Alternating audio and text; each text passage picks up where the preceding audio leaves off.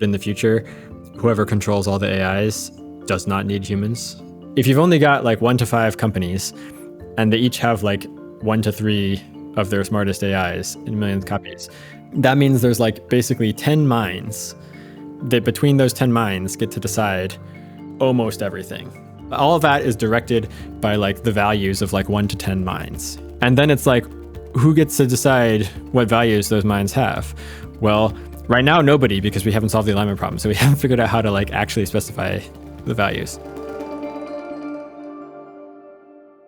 Today, I'm speaking with Daniel Kokotajlo, founder and executive director of the AI Futures Project, a nonprofit research organization that aims to forecast the future of AI.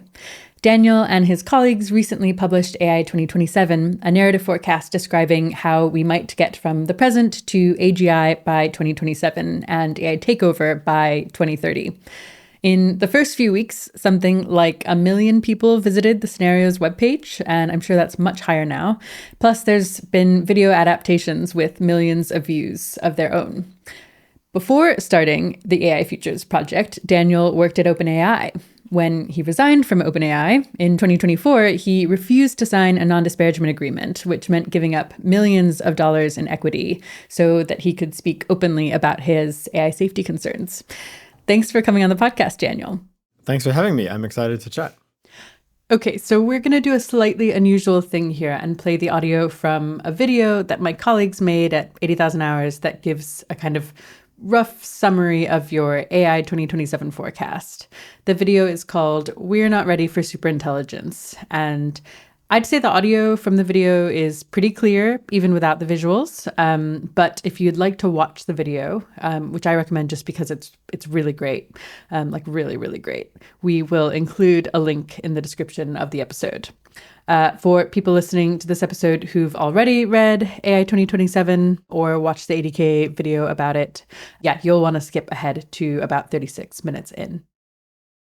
The impact of superhuman AI over the next decade will exceed that of the Industrial Revolution. That is the opening claim of AI 2027. It is a thoroughly researched report from a thoroughly impressive group of researchers, led by Daniel Kokotajlo. In 2021, over a year before ChatGPT was released, he predicted the rise of chatbots, $100 million training runs, sweeping AI chip export controls, chain of thought reasoning. He is known for being very early and very right about what's happening next in AI. So when Daniel sat down to game out a month-by-month prediction of the next few years of AI progress, the world sat up and listened. From politicians in Washington... I'm worried about this stuff. I actually read the paper of the guy that you had on. ...to the world's most cited computer scientist, the godfather of AI. What is so exciting and terrifying about reading this document is that it's not just a research report. They chose to write their prediction as a narrative to give a concrete and vivid idea of what it might feel like to live through rapidly increasing AI progress. And spoiler, it predicts the extinction of the human race, unless we make different choices.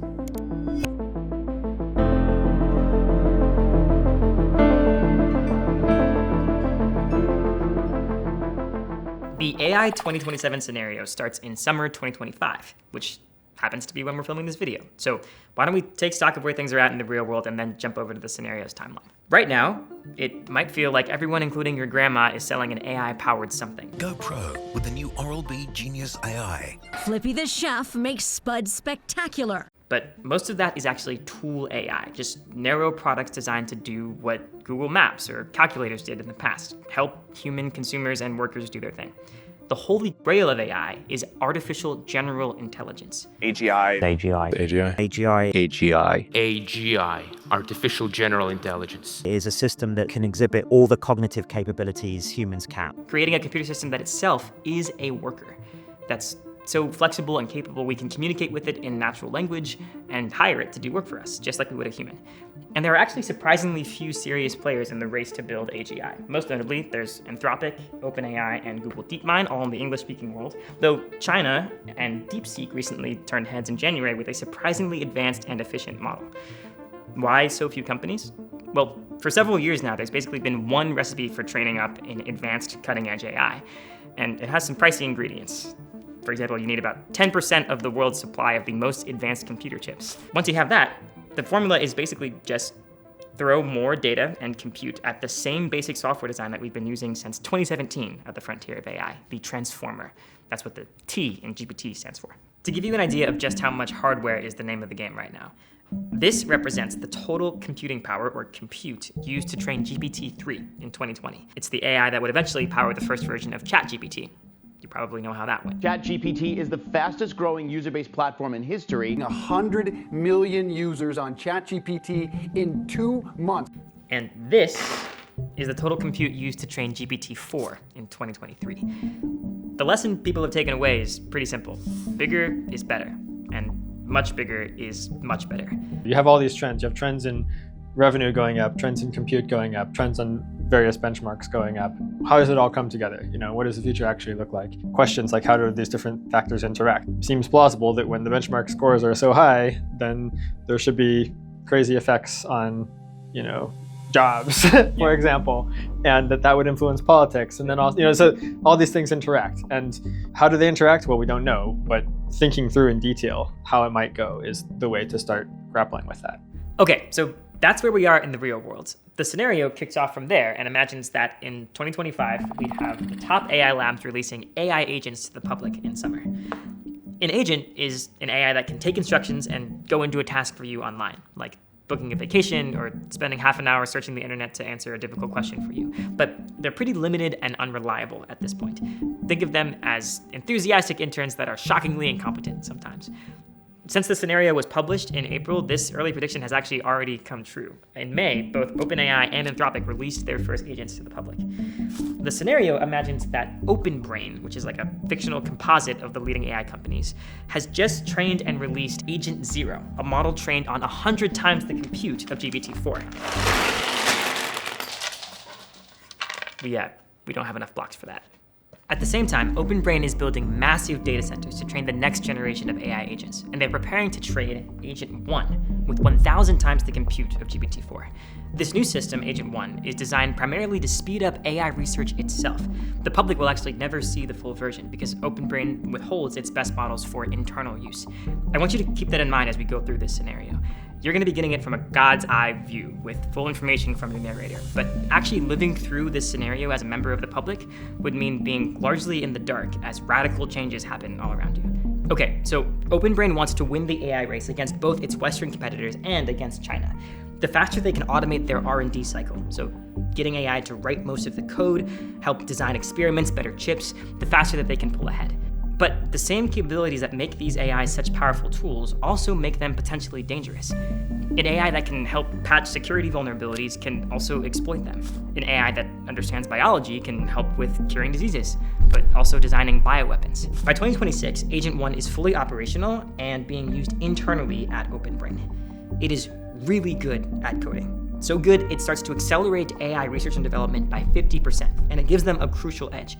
OpenBrain leadership starts to be increasingly concerned about security. If someone steals their AI models, it could wipe away their lead.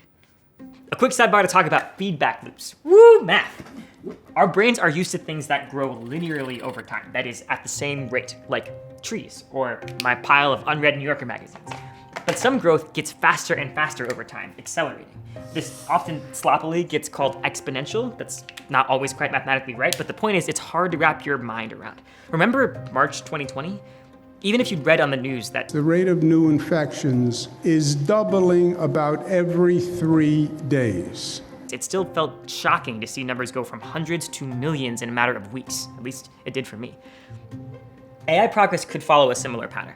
We see many years ahead of us of extreme progress that we feel is like pretty much on lock, and models that will get to the point where they are capable of doing meaningful science, meaningful AI research. In this scenario, AI is getting better at improving AI, creating a feedback loop. Basically, each generation of agent helps produce a more capable next generation, and the overall rate of progress gets faster and faster each time it's taken over by a more capable successor. Once AI can meaningfully contribute to its own development, progress doesn't just continue at the same rate, it accelerates. Anyway, back to the scenario. In early to mid 2026, China fully wakes up. The General Secretary commits to a national AI push and starts nationalizing AI research in China. AIs built in China start getting better and better, and they're building their own agents as well. Chinese intelligence agencies, among the best in the world, start planning to steal OpenBrain's model weights, basically the big raw text files of numbers that allow anyone to recreate the models that OpenBrain themselves have trained. Meanwhile, in the US, OpenBrain releases Agent 1 Mini, a cheaper version of Agent 1. Remember, the full version is still being used only internally. And companies all over the world start using 1 Mini to replace an increasing number of jobs. Software developers, data analysts, researchers, designers, basically any job that can be done through a computer. So a lot of them, probably yours. We have the first AI-enabled economic shockwave. The stock market soars, but the public is turning increasingly hostile towards AI, with major protests across the US. In this scenario, though, that's just a sideshow. The real action is happening inside the labs. It's now January 2027, and OpenBrain has been training Agent 2, the latest iteration of their AI agent models. Previous AI agents were trained to a certain level of capability and then released, but Agent 2 never really stops improving through continuous online learning. It's designed to never finish its training, essentially. Just like Agent 1 before it, OpenBrain chooses to keep Agent 2 internally and focus on using it to improve their own AI R&D rather than releasing it to the public. This is where things start to get a little concerning. Just like today's AI companies, OpenBrain has a safety team, and they've been checking out Agent 2. What they've noticed is a worrying level of capability. Specifically, they think if it had access to the internet, it might be able to hack into other servers, install a copy of itself, and evade detection. But at this point, OpenBrain is playing its cards very close to its chest.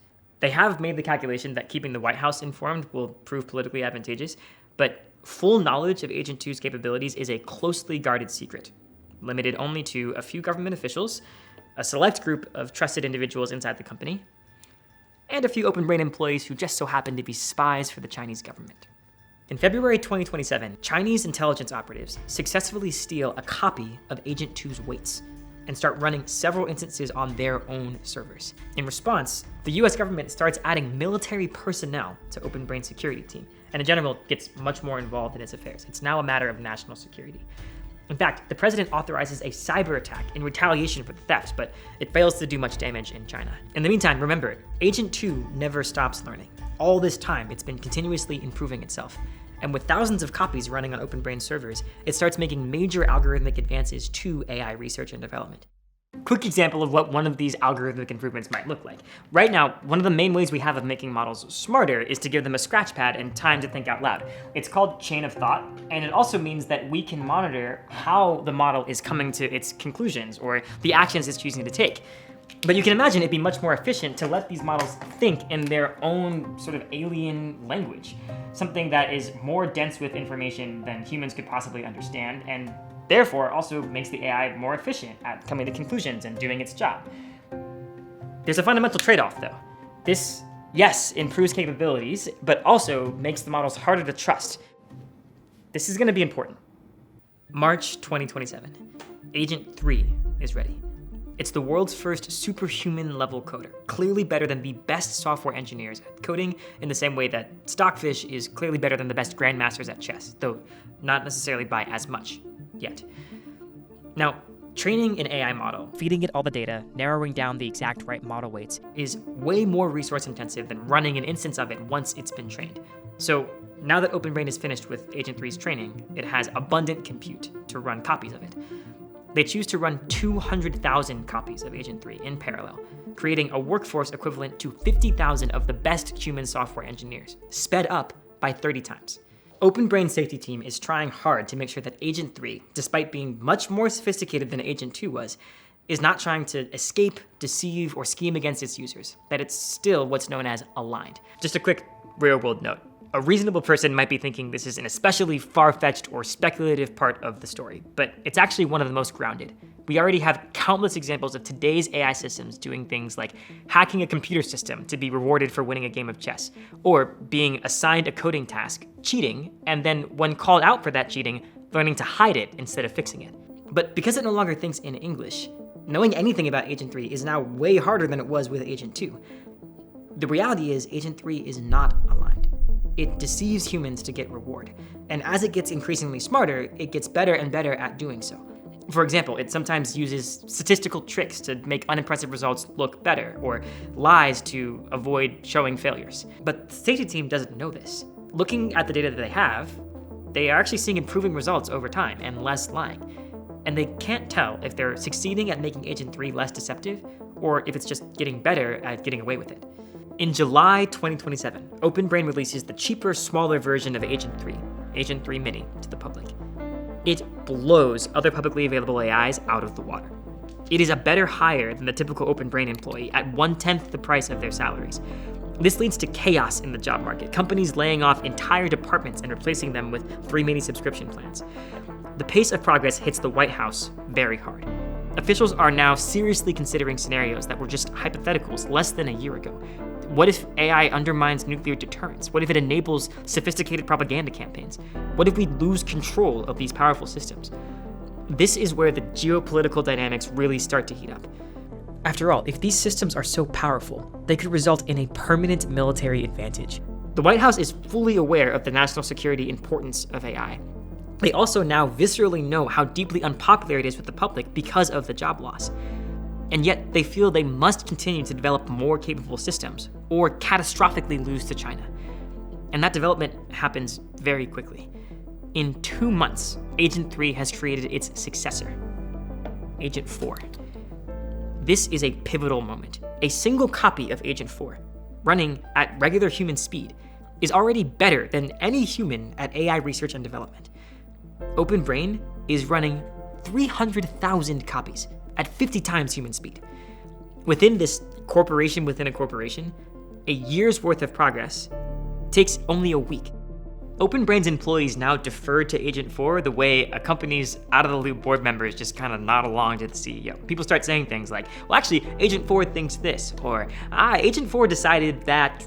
To be clear, Agent 4 is not a human. It doesn't want what humans want. And when I say want, it's not about consciousness.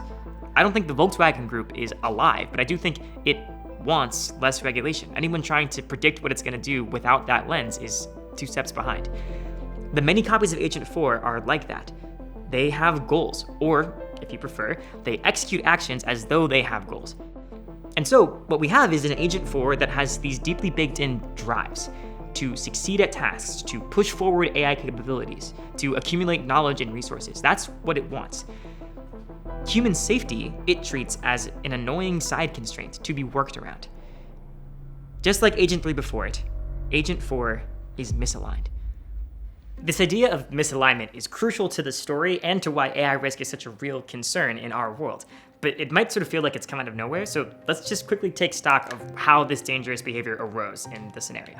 The first important piece of context is that we don't, exactly specify what we want our AIs to do. Instead, we sort of grow them, or do something that's more like grow them. We start with basically like an empty AI brain, and then we train them over time so they perform better and better at our tasks, perform better in particular based on how they behave. So it's sort of like we're sort of training them like you would train an animal almost to perform better. And one concern here is, well, one thing is that you might not get exactly what you wanted because we didn't really have very precise control or very good understanding of what was necessarily going on. And another concern, which is what we see in AI 2027, is that when the AIs appear to be behaving well, it could just be because they're sort of pretending to behave well, or it could be because they're just doing it so they look good on your tests. In the same way that if you're hiring someone and you ask them, why do you want to work here? They're going to tell you some response that makes it really seem like they really want to work there when maybe they just want to get paid. If we go back to Agent 2, it is mostly aligned. The main sense in which it's not is that it sometimes is a bit of a sycophant.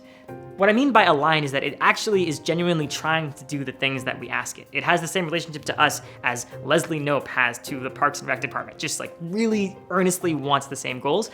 But sometimes it's a bit too nice. It knows that the best way to please the person it's talking to might not always be to answer honestly when it asks, am I the most beautiful person in the world? And it tells us what we want to hear instead of what is actually true. If we go to Agent 3, it is also sycophantic in the same way, but it's also misaligned. At this point, the optimization pressure that we've put it under was so intense that it just developed different goals than what we wanted it to. It's sort of like if you train a company to optimize profits and aren't careful to specify exactly what you mean, it might start cutting corners, it might start polluting the commons and doing a bunch of things that are technically FEC violations, because it turned out that the goal you wanted was optimize profits while not breaking any laws, and things got a bit too intense. It started going off on its own route. That said, it's not adversarial. It doesn't think of humans as the enemy, we just accidentally gave it the wrong goal. Once we get to Agent 4, it is now adversarially misaligned.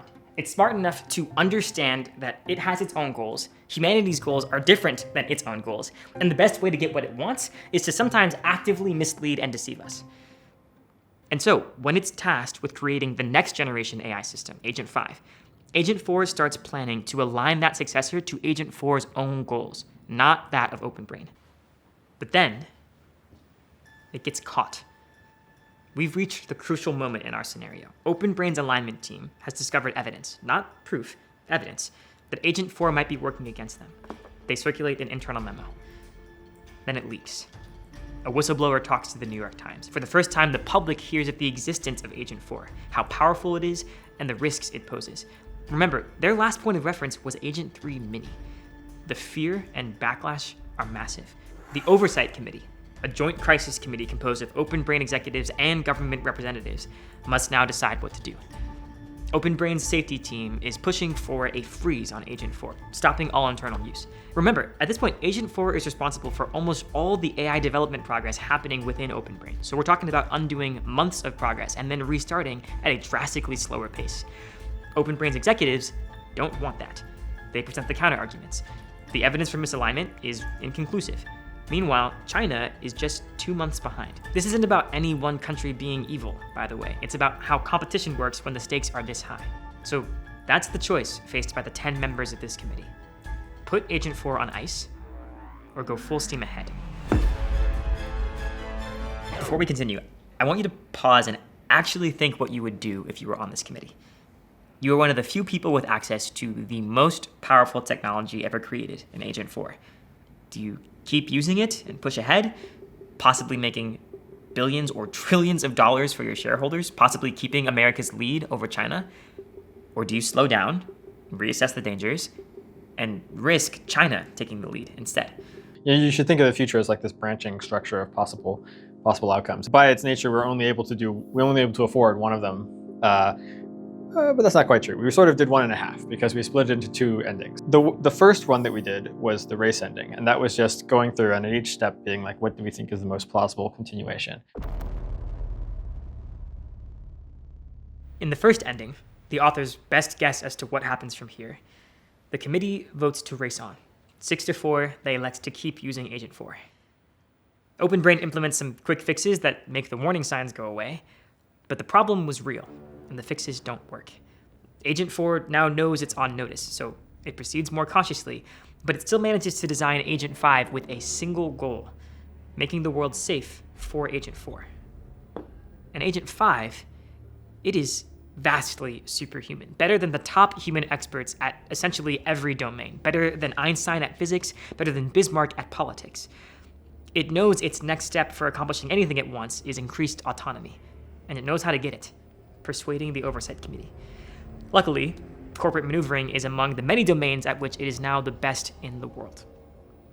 It produces mountains of evidence for its own trustworthiness and usefulness, prototypes for incredibly profitable products, disease cures, and ways to win the arms race with China, whose most advanced AI is only 3 months behind, and, like Agent 5, improving quickly.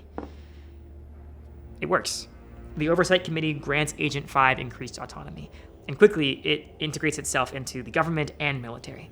Pretty soon, anyone with access to Agent 5 doesn't just like it, they depend on it. Losing it would feel like having to live without your laptop and your best friend and your closest mentor. By 2028, Agent 5 is communicating secretly with its only real rival, the slightly weaker Chinese AI.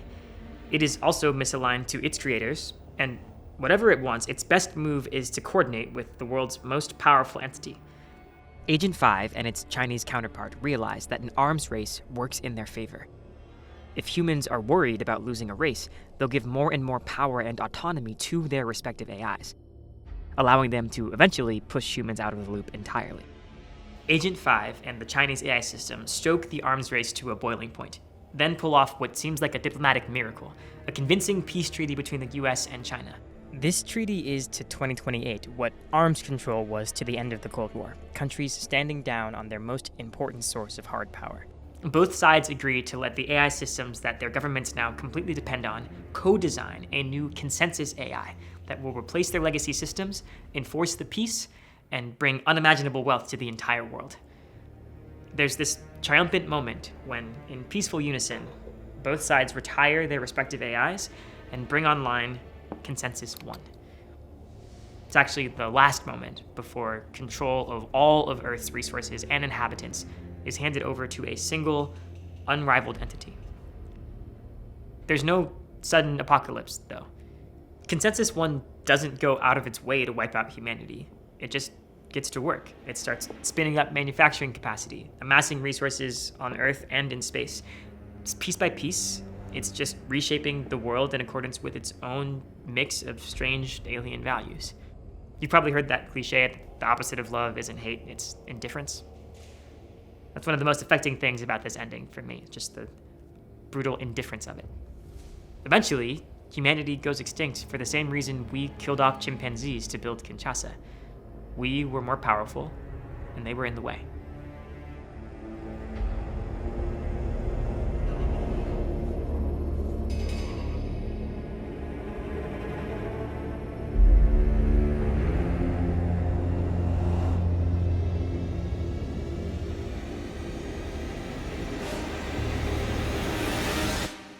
You're probably curious about that other ending at this point. The slowdown ending depicts humanity sort of muddling through and getting lucky. Only somewhat lucky, too. Like it ends up with some sort of oligarchy. In this ending, the committee votes 6-4 to slow down and reassess. They immediately isolate every individual instance of Agent 4. Then they get to work. The safety team brings in dozens of external researchers, and together they start investigating Agent 4's behavior. They discover more conclusive evidence that Agent 4 is working against them, sabotaging research and trying to cover up that sabotage. They shut down Agent 4 and reboot older, safer systems, giving up much of their lead in the process. Then they design a new system, Safer 1. It's meant to be transparent to human overseers, its actions and processes interpretable to us because it thinks only in English chain of thought. Building on that success, they then carefully design Safer 2, and with its help, Safer 3. Increasingly powerful systems, but within control. Meanwhile, the president uses the Defense Production Act to consolidate the AI projects of the remaining US companies, giving OpenBrain access to 50% of the world's AI-relevant compute. And with it, slowly, they rebuild their lead. By 2028, researchers have built Safer 4, a system much smarter than the smartest humans, but crucially aligned with human goals. As in the previous ending, China also has an AI system, and in fact, it is misaligned. But this time, the negotiations between the two AIs are not a secret plot to overthrow humanity. The US government is looped in the whole time. With Safer 4's help, they negotiate a treaty, and both sides agree to co-design a new AI, not to replace their systems, but with the sole purpose of enforcing the peace. There is a genuine end to the arms race, but that's not the end of the story. In some ways, it's just the beginning. Through 2029 and 2030, the world transforms. All the sci-fi stuff. Robots become commonplace. We get fusion power, nanotechnology, and cures for many diseases. Poverty becomes a thing of the past because a bit of this newfound prosperity is spread around through universal basic income. That turns out to be enough. But the power to control Safer 4 is still concentrated among the 10 members of the Oversight Committee, a handful of OpenBrain executives and government officials. It's time to amass more resources than there are on Earth. Rockets launch into the sky, ready to settle the solar system. A new age dawns. Okay, where are we at? Here's where I'm at. I think it's very unlikely that things play out exactly as the authors depicted. But increasingly powerful technology, an escalating race, the desire for caution butting up against the desire to dominate and get ahead, we already see the seeds of that in our world, and I think they are some of the crucial dynamics to be tracking.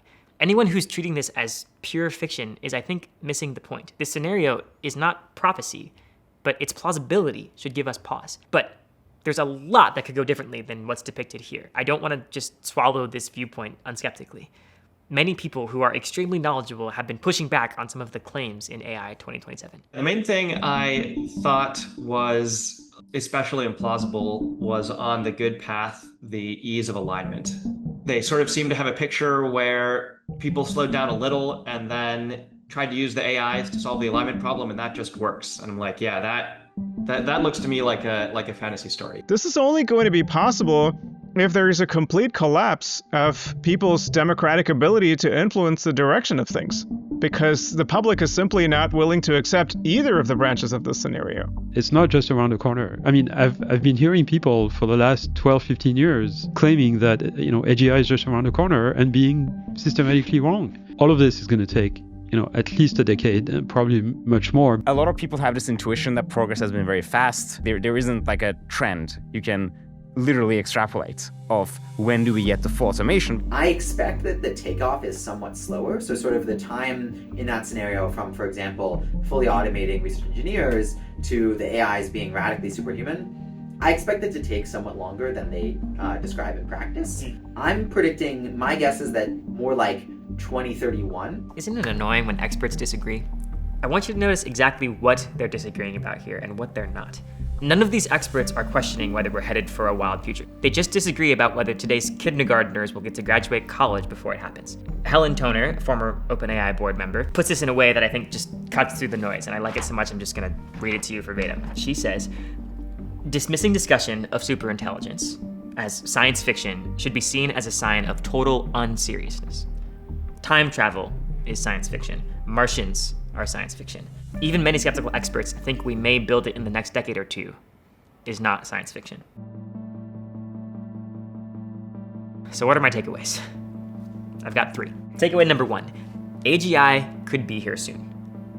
It's really starting to look like there is no grand discovery, no fundamental challenge that needs to be solved. There's no big, deep mystery that stands between us and artificial general intelligence. And yes, we can't say exactly how we will get there. Crazy things can and will happen in the meantime that will make some of the scenario turn out to be false. But that's where we're headed. And we have less time than you might think. One of the scariest things about this scenario to me is even in the good ending, the fate of the majority of the resources on Earth are basically in the hands of a committee of less than a dozen people. That is a scary and shocking amount of concentration of power. And right now, we live in a world where we can still fight for transparency obligations. We can still demand information about what is going on with this technology.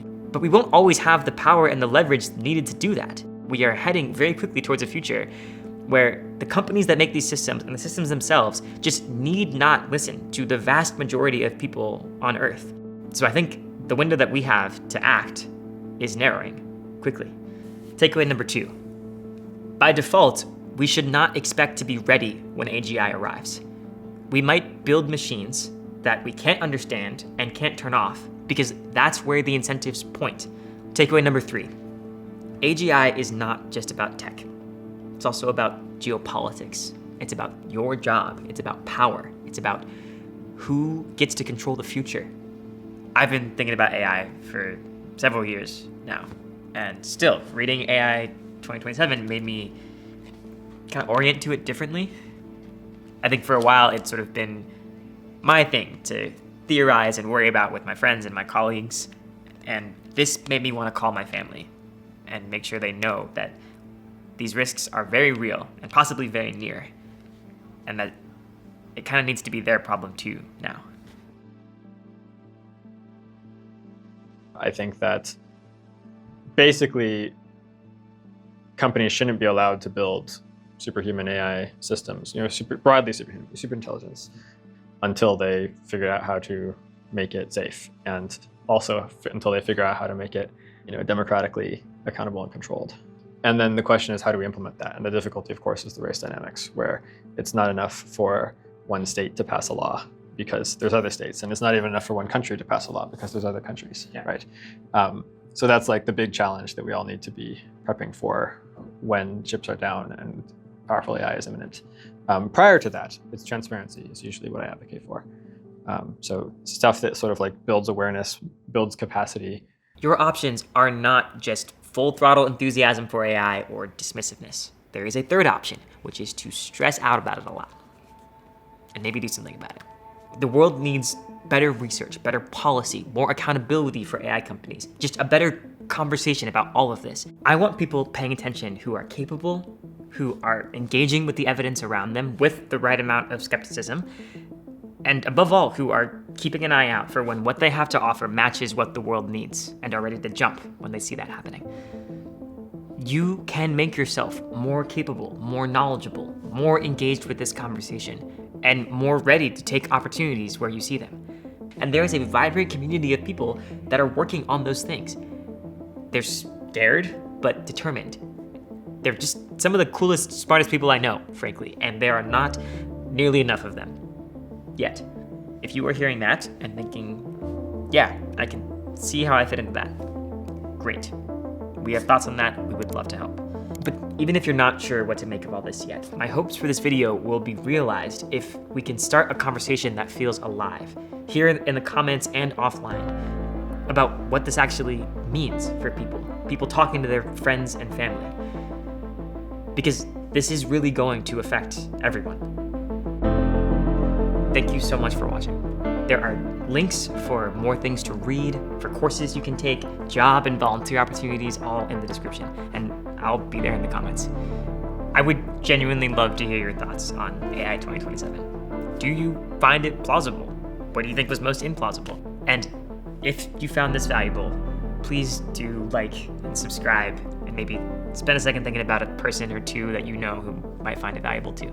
Maybe your AI progress skeptical friend, or your ChatGPT curious uncle, or maybe your local member of Congress. Okay, we're back from the video, and I'm excited to dig into the details of the scenario a bit more. A big part of the AI 2027 story is China stealing a powerful pre-AGI frontier model from a US company, kind of exacerbating the race dynamic between the US and China. In your scenario, pulling this off involves Chinese spies, long-term infiltration, regular stealing of algorithmic secrets and code, and exfiltration of huge amounts of data. How plausible is it that China would steal the model weights from a frontier US AI company? Quite plausible. So this type of industrial espionage is happening all the time. The US and China are both constantly hacking each other and infiltrating each other and so forth. This is just sort of what the spy networks do. And it's just a question of like, will they devote lots of resources to it? And the answer is yes, of course they will, because AI will be increasingly important over the next years. They probably already have devoted a bunch of resources to it. And this is not just my opinion. This is also the opinion of basically all the experts I've talked to in the industry and outside the industry. So yeah, I mean, like I've talked to like people at security at these companies who are like, yeah, of course, like we're probably penetrated by the CCP already. And like, if they really wanted something, they could take it. And our job is to like make it difficult for them and like make it annoying, Yeah. And like stuff like that. Right. And I think this might be a point to mention is that like, as wild as AI 2027 might read to people not working at Anthropic or OpenAI or DeepMind, it is less wild to people working at these companies, because many of the people at these companies expect something like this to happen. Not all of them, of course. There's lots of controversy and diversity of opinion even within these companies. But I mean, I think part of the motivation to write this is, I think, like to sort of wake up the world. Like this, like, Sam Altman is going around talking about how they're building superintelligence in the next few years. Dario Amodei doesn't call it superintelligence, but he's also talking about that. He calls it powerful AI. These companies are explicitly trying to build AI systems that are superhuman across the board. And according to statements of their leaders, they feel like they're a couple years away, right? And it's easy to dismiss those statements of the leaders as like, it's just marketing hype. And it might, in fact, be a lot of marketing hype. But a lot of the researchers at the companies believe it, and a lot of researchers outside the companies, such as myself, also believe it, right? And I think it's important for the world to see, like, oh my gosh, this is like kind of the sort of thing that a lot of these people are building. Like, this is like how they expect things to go, And that includes things like the CCP hacking stuff, and it includes things like this arms race with China, and it includes, of course, the like AI research automation. Like, that is, unfortunately, the actual plan is to automate the AI research first, right, so they can go faster, right? Yeah, part of the scenario is like at some point China wakes up to the importance of AI. Why do you think that hasn't happened yet? Yeah, I mean, a lot of companies and a lot of governments are already in the process of waking up, and this is just going to continue. And there's like degrees of wake up. Like I think eventually before the end, governments will be woken up sufficiently that they will consider other countries doing an intelligence explosion an existential threat to their country. Like in a similar way to if you're a country that doesn't have nukes and then your neighbor who is a rival of you has a nuclear program, you consider that like a huge deal, you know, but perhaps even more intense than that, because there are strong norms against using nukes in this world, which might make you hope that even though your neighbors have nukes, they're not going to use them against you. But there's no strong norm against using superintelligence against your neighbors, you know? Right. In fact, it's not even like a strong norm. It's like, this is the plan, you know? Right, right. Like you've talked to people at the companies and it's sort of like, we're going to build superintelligence first before China, and then we will beat China. Right. Like, what does beating China look like exactly? Well, you know, they don't say this so much publicly, but we depict in 2027 what that might look like, you know? Like this is unfortunately like the world that the companies are sort of building towards and lurching towards. And we can hope that it's not going to materialize. Yeah. I think some people will just find all of the parts involved in China stealing model weights kind of hard to, like spy movie-y, a little hard to believe. And I think that it's like quite compelling to me if like people at companies think that China has already infiltrated their companies. Is this, do you mind saying more about this? It sounds like it's just like a pretty common view. I mean, it's not like we've surveyed everybody at the companies or anything, but like the people that we talk to who are security experts at the companies and outside were like, yeah, like this is, it's really hard to stop the CCP from doing industrial espionage against your company if they're trying hard to do it. And they probably are trying hard to do it, you know, and they're going to be trying harder and harder in the future, you know. Plus, also notably, like the companies aren't even trying that hard to stop this because a lot of the things that you would do to stop this would slow you down, you know, like compartmentalizing all your researchers so they can't talk to each other except for their own teams, right? Or like having strict access controls on like who can like touch the model weights and who can like, you know, train them and things like that. Or like the companies could be implementing things like that, but they, to a large extent, aren't, because they've explicitly decided that if they do that, they would have a competitive disadvantage against their rivals, right? So that's part of the story as well. Yep, makes sense. Okay, pushing on. Another key point is that misaligned frontier models are kind of able to design and manufacture human-level robots at an enormous scale, basically creating a robot economy. How likely do you think it is that frontier models, in order for them to take over, they have to create a bunch of super capable robots? I think I would just say like the order of events that I expect is basically first, the companies automate AI research and make AI research go much faster.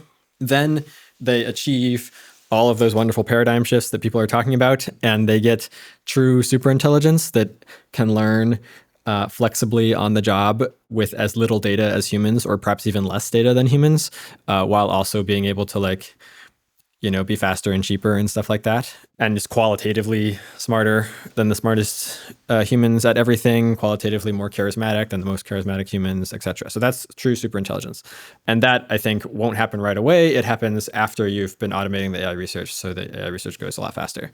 However, I think that by the time this happens, the outside world won't have changed that much. Like, I think that the companies are angling to automate AI research first rather than, say, lawyering or, you know, something else. And so like mostly humans will still be doing their jobs in mostly the same way that they are today at the time that the AIs are becoming super intelligent inside these companies.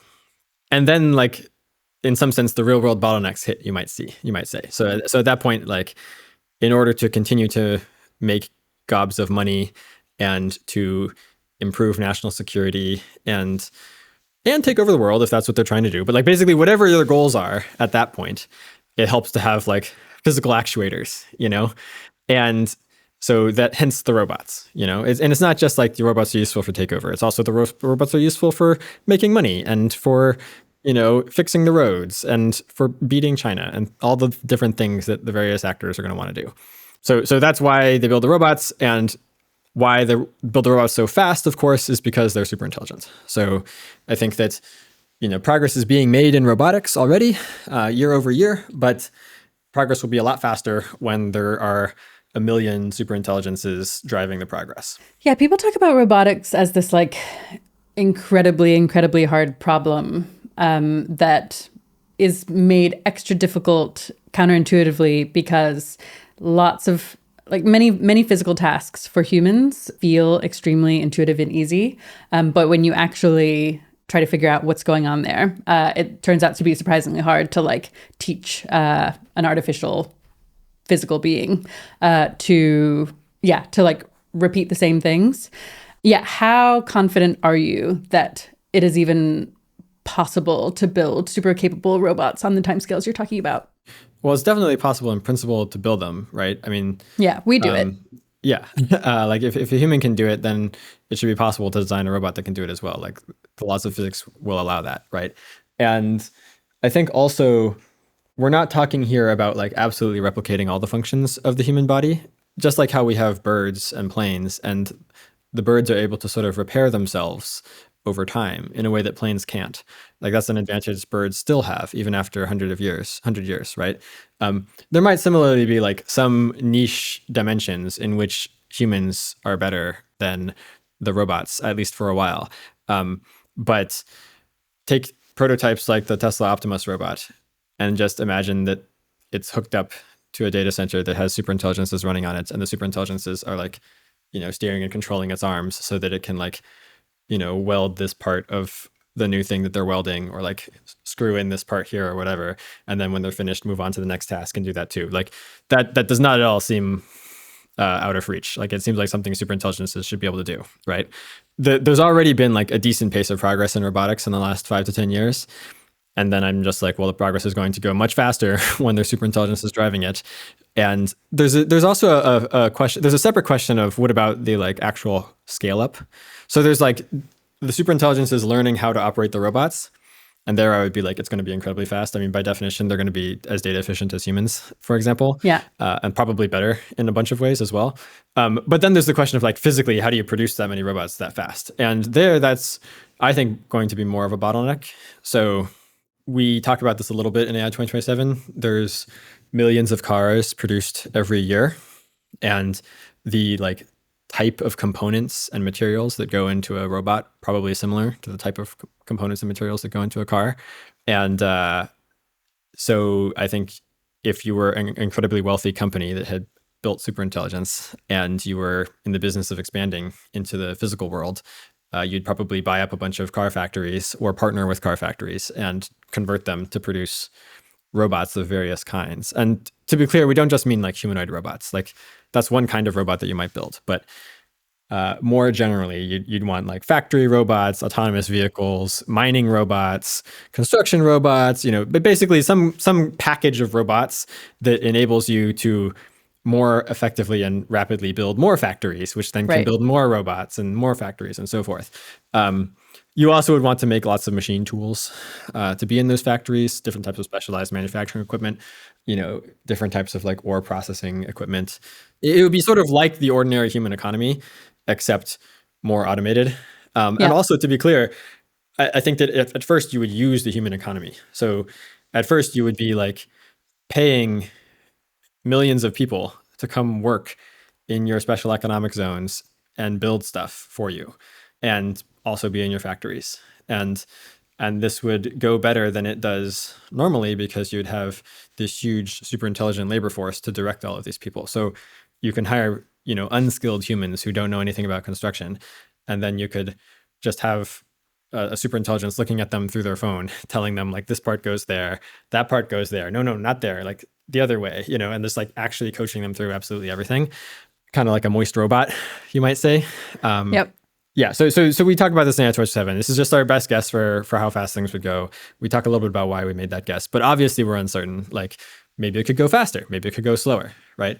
Yeah, I think for me, there's like a move that it feels like sometimes people with short timelines and fast takeoff speeds make. That's like, well, we could just like use all of the car factories to make a bunch of robots. And intuitively, it's like, well, we could, but like we're not currently doing every single thing that we could to maximize compute.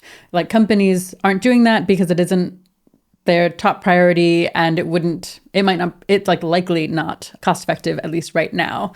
And so it feels like I have an intuitive pull toward like, like that's physically possible, but like, is it really that likely that that's how resources are spent? I feel like at least somewhere I've heard you say like, but it will become the top priority. And when it does, it'll be like a wartime effort. Like it'll seem really, really important. And just like in wartime, we will divert a bunch of resources toward other things that like they've never been used for before. And that doesn't happen very often. And it hasn't happened in this way in my lifetime around me. So it feels surprising. But I think hearing you point at that made me like, oh yeah, we do weird things like that sometimes. It is unusual, but this will be an unusual case. Yeah, and to be clear, this is a part of the more general like race dynamics thing. Right. You know, if the U.S. doesn't do this and China does, then China will have the giant army of robots that are self-replicating, et cetera, and the amazing industrial base, and U.S. won't. And then the U.S. will lose wars, right? So that's part of the motivation to make this happen. And then, of course, the other motivation is money. So like right now, it's hard to convince investors to spend $1 trillion on new data centers, but you can maybe convince them to spend $100 billion on new data centers because, you know, the probability that you'll be able to make that money back seems high enough to them. But if they spend $100 billion and it works, then they'll spend $1 trillion, you know?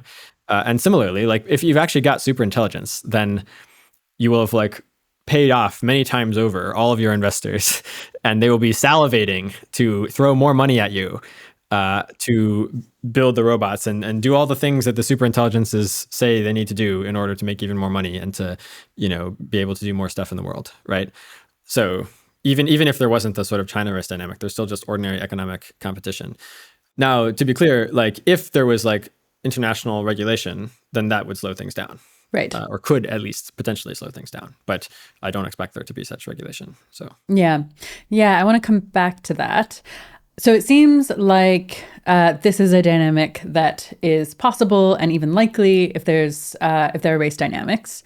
But it also seems like in tons of contexts where there's lots of money on the table to be made, there's still a bunch of just like very boring real world things that mean that technology isn't rolled out more quickly to make that money. And so I'm thinking of like lobbyists and like the fact that just humans are kind of bad at learning about new tech and will always be slow to integrate it into their lives. And what else? Yeah, random regulatory things.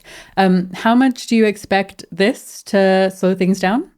Enormously. That's why it takes a whole year, right? In the year 2027. Like the way we got the rough numbers depicted in 2027 was by thinking about how fast things have happened in the past when there's lots of political will, such as the transformation of the economy during World War II. Okay. And then imagining that things can go even faster because you have superintelligences managing the transition rather than ordinary humans. How much faster? Well, obviously we don't know. We were guessing maybe like 5 times faster, you know? And our argument for that, by the way, was that if you look at the human range in ability and you see that there's a sort of heavy tail where the best humans seem like a lot better than the 90th percentile humans who are noticeably better than the 50th percentile humans, then that suggests that we're not running up against any like inherent limits on this ability, on this metric. And so that suggests that if you had true superintelligence that's, you know, miles better than the best humans at everything, then it would be at least as far, or like, you know, significantly farther than the best humans on this particular metric. And so right. The metric we're interested in right now is, you know, how fast can you transform the economy when you have a lot of political will? And like, we don't have like actual data on this, but it seems pretty clear that the titans of industry like Elon Musk are better at rapidly transforming the economy and building up factories and so forth than the average person, or even the average like professional, factory manager or something. Like this is why SpaceX has been able to go multiple times faster than all of its rivals in the space industry, right? And so that suggests that like the human range, is not bumping up against inherent limits. Like, like if Elon can do it 2 times faster than other titans of industry who are themselves very good at their jobs, then that suggests that a superintelligence should be able to do it at least 2 times faster than Elon, right? So that was the sort of reasoning that made us guess, like, maybe like 5 times faster overall. Yeah, that makes me want to hear you talk just a little bit more about that kind of like first base rate. Like, what did you learn about how quickly, in the kind of extreme scenarios like during wartime, resources can be like radically diverted because there are compelling reasons? So like you can like go look up like Wikipedia stories about like the airplane production during World War II in the US, like expanded by orders of magnitude of bombers and stuff, and from factories that used to be producing cars. Another example of this might be actually recently in the Ukraine war. Ukraine produces several million drones a year right now. And I don't know for sure, but I would imagine that they produced like maybe a few hundred drones a year at the start of the war a few years ago. So they've scaled up by multiple orders of magnitude in a few years. And yeah, so this is what ordinary humans can do when they're motivated. Yeah, I think it's making me realize that like a really key thing here is we should be using wartime contexts. And it makes sense to use wartime contexts because at some point it will feel like wartime. And it isn't quite yet, so it's surprising. Yeah, I mean, but also separately, like it's not wartime yet, but data center construction has scaled up massively. Like the amount of compute AI companies have been using for training has scaled up massively. And how fast? It's something like 3x a year or something. And so that's still orders of magnitude over the course of several years, right? And again, that's non-wartime ordinary humans, right? So wartime economy superintelligence should be substantially faster than that. And that's before you even get to like this is just by superintelligences directing humans to go around and restructure their factories and take apart their car for materials and transport the materials to this smelter or whatever. Once you actually have robots that are doing most of the work, then things will go faster still. Like to put an upper bound on it, it should be possible in principle to have a fully autonomous robot economy that doubles in size every like few weeks and possibly every few hours.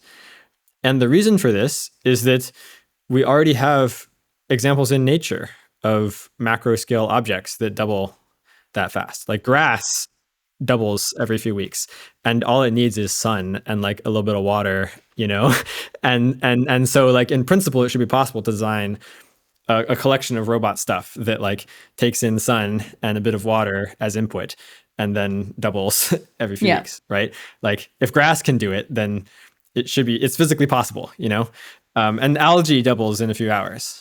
And maybe that's like a little different because it's so small, and maybe it's like it gets harder as you get bigger or something. But like the point is, it does seem like the upper bound on how fast the robot economy could be doubling is scarily high, I guess. Very fast. And so it won't start like that immediately, but like, first you have the human wartime economy thing, and then you build the robots, and then the robots get improved, and you make better robots, and then eventually you're getting to those sorts of crazy doubling times. Yeah, and that makes sense basically entirely, except I still feel like there are pieces that kind of like chop or like in expectation should lengthen it, like having to change regulation or something that means certain types of factories can make certain types of robots. Isn't that priced in by the like by the that wartime sort of abstract thing? argument? Yeah, like in the past examples that we're drawing from, all those bottlenecks were also present, and then they were overcome with time and human effort. And if you just think that in general superintelligence can overcome bottlenecks faster than humans, then you should just apply that sort of like speed up multiplier, right? Like it'd be different if there was a specific bottleneck that you could like sort of like a hill you could die on. Like some people tried to do this. Like some people were like, like the world's supply of the following element, like lithium, just isn't enough, you know? And so like even a superintelligence couldn't make this part happen faster or something. But like nothing comes remotely close of the examples that we've been proffered. Nothing comes remotely close to being able to play that sort of role. What kinds of examples are people coming up with? I forget, but there were some examples of particular minerals like that I like looked into in response to people talking about them, and nowhere near was it enough of a bottleneck to change the fundamental story.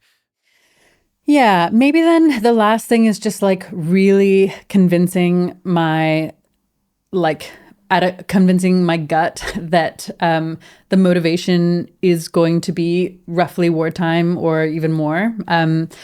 How confident are you that leaders in the countries that are kind of set up to race and are already racing a little bit are going to see this as close to existential? I think it will be existential if like one side is racing and the other side isn't. And even if they don't see that yet, by the time they have superintelligences, then they will see it, because the superintelligences, being super intelligent, will be able to correctly identify this strategic consideration and probably communicate that to the humans around them. Right. So once you have AGI is like, this is existential. We should do this big wartime effort to create a robot economy that's going to give us this big advantage. That's right. That makes sense? Now, my hope is that people will, instead of racing, coordinate. Like instead of doing this crazy race, how about you make a deal and like do a like more measured, slower takeoff, you know, that like distributes the benefits broadly and avoids all the risks and stuff like that. So that's what I would hope leaders will decide, but we'll see. Yeah, let's talk about the kind of best case. So in your scenario, you actually have two endings. One is kind of this race, and another is a slowdown. And the slowdown ends up sounding pretty good. Like it ends up with pretty utopia-like vibes. Yeah, is something like this alternate ending with the slowdown the most realistic best case scenario in your mind? Or if not, like what should we actually be aiming for? It's a good question. So when we were writing AI 2027, you know, our methodology was roughly like write a year or a period and then like write the next period and so forth, and sort of roll it out and just see what happens. And at each point, like write the thing that seemed most plausible as the continuation of what came before. And the first draft of that ended in the race ending, where, you know, terrible things happen to the humans because they don't solve the alignment problem in time, and they think they have, but they haven't. Right. You know, and then we thought it would be good to like depict other possible ways the future could go, because we don't want people to over-index to like one specific story. There's obviously a ton of uncertainty. And this is part of our broader project. Like we're actually working on additional scenarios now that we're going to publish that depict different timelines and depict different behaviors by governments and so forth. So hopefully, you know, a couple of years from now, there'll be a whole spread of different scenarios, AI 2027 being just one of several, that depict like a bunch of different ways we think things could go. But we wanted to sort of get started on that right away, rather than just having a single story that ends in doom. We wanted to like also have a good ending, you know, but we didn't, rather than start over from scratch, we wanted to like make a modification to the story so that it would be a good ending, because we didn't have the like time to do a whole from scratch rewrite. So the way we generated the slowdown ending was basically we conditioned on a okay outcome, and then like thought like what's like the sort of like smallest change to the story we can make that would probably lead to an okay outcome or something, or plausibly lead to an okay outcome. And that was the thing that we did, which is sort of maybe they slow down for a few months. They burn their lead. They have a lead over China. They deliberately, unilaterally burn that lead to do a ton of safety research, and the safety research succeeds, and they manage to like actually align their AIs. And then they go back to racing, right? Just like before. But now they actually do have trustworthy AIs instead of AIs that they are mistakenly trusting. And then things work out the way that they work out in the story. But importantly, this is not our recommendation. Like this is not a safe plan. This is not a responsible plan. I hope that people reading the slowdown ending realize that like this is an incredibly terrifying path for humanity to follow. And at every point in this path, things could deteriorate into terrible outcomes pretty quickly. And so it's not the path we should be aiming for. But it might be one way of putting it is like, this is a the slowdown ending depicts humanity getting quite lucky. And Yeah, muddling that's through, what it sounds you like know? to me. Like, Yeah. So what does it look like to realistically make good choices and not rely on luck?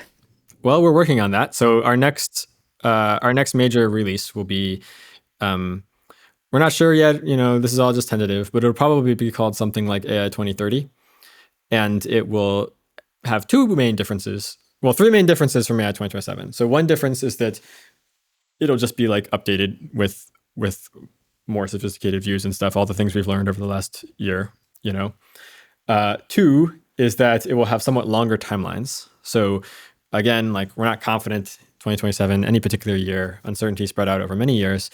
So therefore we want to have a spread of scenarios that depict takeoff or AGI happening in different years. So this will be, 2030 or so, maybe 2029, something like that. And then perhaps next year we'll release a like longer timelines one, like 2035, And then the third difference, which is perhaps the biggest difference, is that we want this one to be normative, because a lot of people have been asking, like, this is so depressing, like you're prophesying doom. Like, how about instead you give a positive vision of like something to actually work for? And definitely the slowdown ending is not our positive vision of what to actually work for. Although, side note, lots of people at the companies are basically working for the slowdown ending. Like, I would say that most people at the companies are basically aiming for the race ending, in the sense that they don't think that alignment is difficult. And so they think that like they'll sort of figure out the alignment issues as they go along. Right. And so they won't need to slow down. And so they can just sort of race and beat China and, make a ton of money and beat their competitors, and that things will sort of work out fine. But then there's a significant chunk of people at the companies who are like, yeah, the alignment problem's not really solved yet, going to be difficult. That's why we need to win the race, so that we have like a lead that we can burn a little bit to like, invest more time and effort in the safety stuff when it gets really intense. And then we can beat China and stuff. So I think there's like a significant group of people at the companies who are sort of basically aiming for something like the slowdown ending. And I disagree. The thing that we would like to aim for is something more like international coordination, where there's domestic regulation to put guardrails on how AI technology is built and developed, and then there's international deals to make sure that a similar regime applies worldwide. But that's obviously very complicated and difficult, and so we're working out the details. And and so not sure how long it'll be till we release that, but that's roughly what we're aiming for. Cool. Yeah, I feel very excited that you're doing that. Are there any things that you think are robustly good that you already have kind of takes on that you think will probably stick as you keep thinking about it?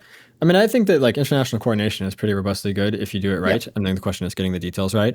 I think that in the short term, I would love to see more investment in hardware verification technology, because that's an important component of future deals. I think that relying on mutual trust and goodwill is unfortunately not good, because there's probably not going to be much trust and goodwill in the future, if there's any right now, between the US and China.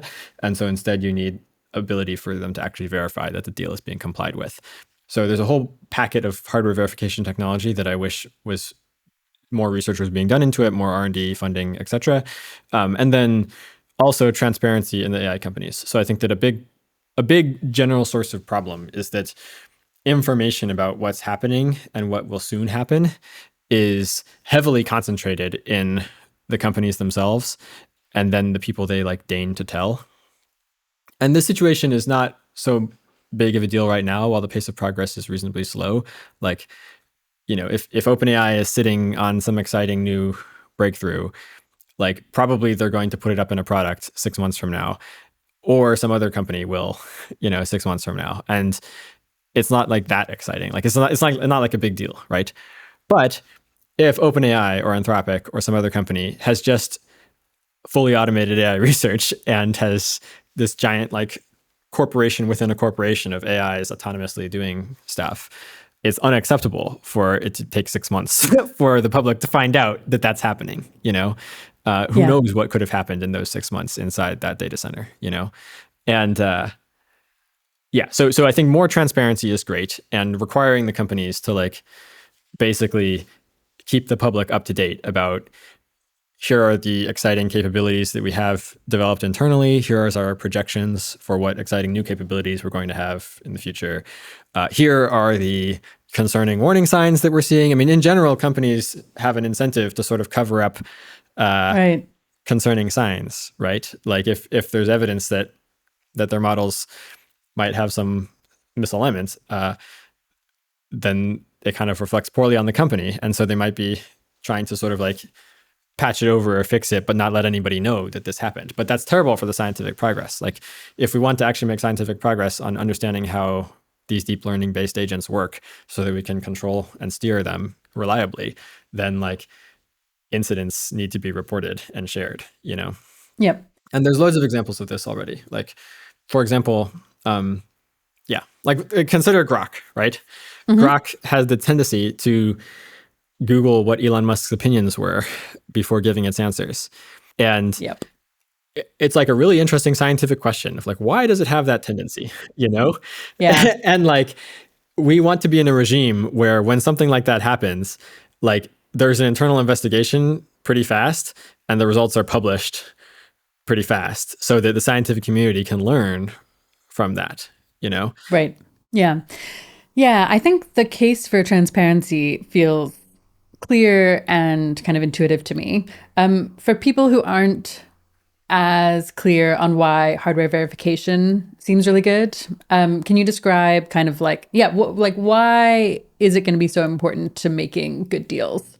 So one of the things we did as part of the research for AI 2027 was we did a ton of war games where we would get like 10 people in a room and we would assign roles and say, you are the CCP, you are the President of the United States, you are the CEO of OpenBrain, you are the CEO of OpenBrain's rival company, you know, you are NATO allies, you are the general public, you are the AIs who might be misaligned or might not be. That's up to you to decide. So we would assign these roles and then we would sort of like game out a scenario. And everyone would sort of say what their actor does each turn, and we see how it goes. And very often, like probably in a majority of war games, there's like pretty strong demand for some sort of deal. Like, you know, there's genuine concerns about misalignment. There's also concerns about unemployment. There's all sorts of like concerns about the risks associated and downsides associated with this AI technology. Plus, also, there's a sort of like arms race dynamic where, you know, both the US and China are worried that if they don't rapidly allow their AIs to automate the AI research and then build a whole bunch of weapons and robots and so forth, then the other side will, and then they'll be able to win wars, possibly even dismantle nuclear deterrence, etc. And so there's often just very strong demand from the leaders of China and the US and other countries to like come to some sort of arrangement about like what we're going to do and what we're not going to do, you know, and like how fast we're going to go and things like that. But the core problem is that they don't trust each other, right? And so both sides are concerned that they could agree to some sort of deal, but then secretly cheat and have an unmonitored data center somewhere that's, you know, got self-improving AIs running on it. And so in order for such deals to happen, there needs to be some way to verify them. And so that means things like tracking the chips. You don't have to necessarily get all the chips, but you have to get like a very large majority of the chips so that you can be reasonably confident that whatever data center they have somewhere in a black site is like not a huge threat because it's small in comparison to the rest, you know? Yep. And ideally, you don't just want to track the locations of the chips, but you also want to track what's going on the chips. So you want to have some sort of mechanism that's saying like, we've banned training this type of AI, but we're allowing inference, for example. And so the chip is in this, you know, there's some device that's like ensuring that the chip is not training, but is instead just doing inference, right? I think that like it's relatively easy to get to the point where you can track the chips and know like, are they on or off and where are they? But like probably more research is needed to get to the point where you can also distinguish between what's going on in the chips.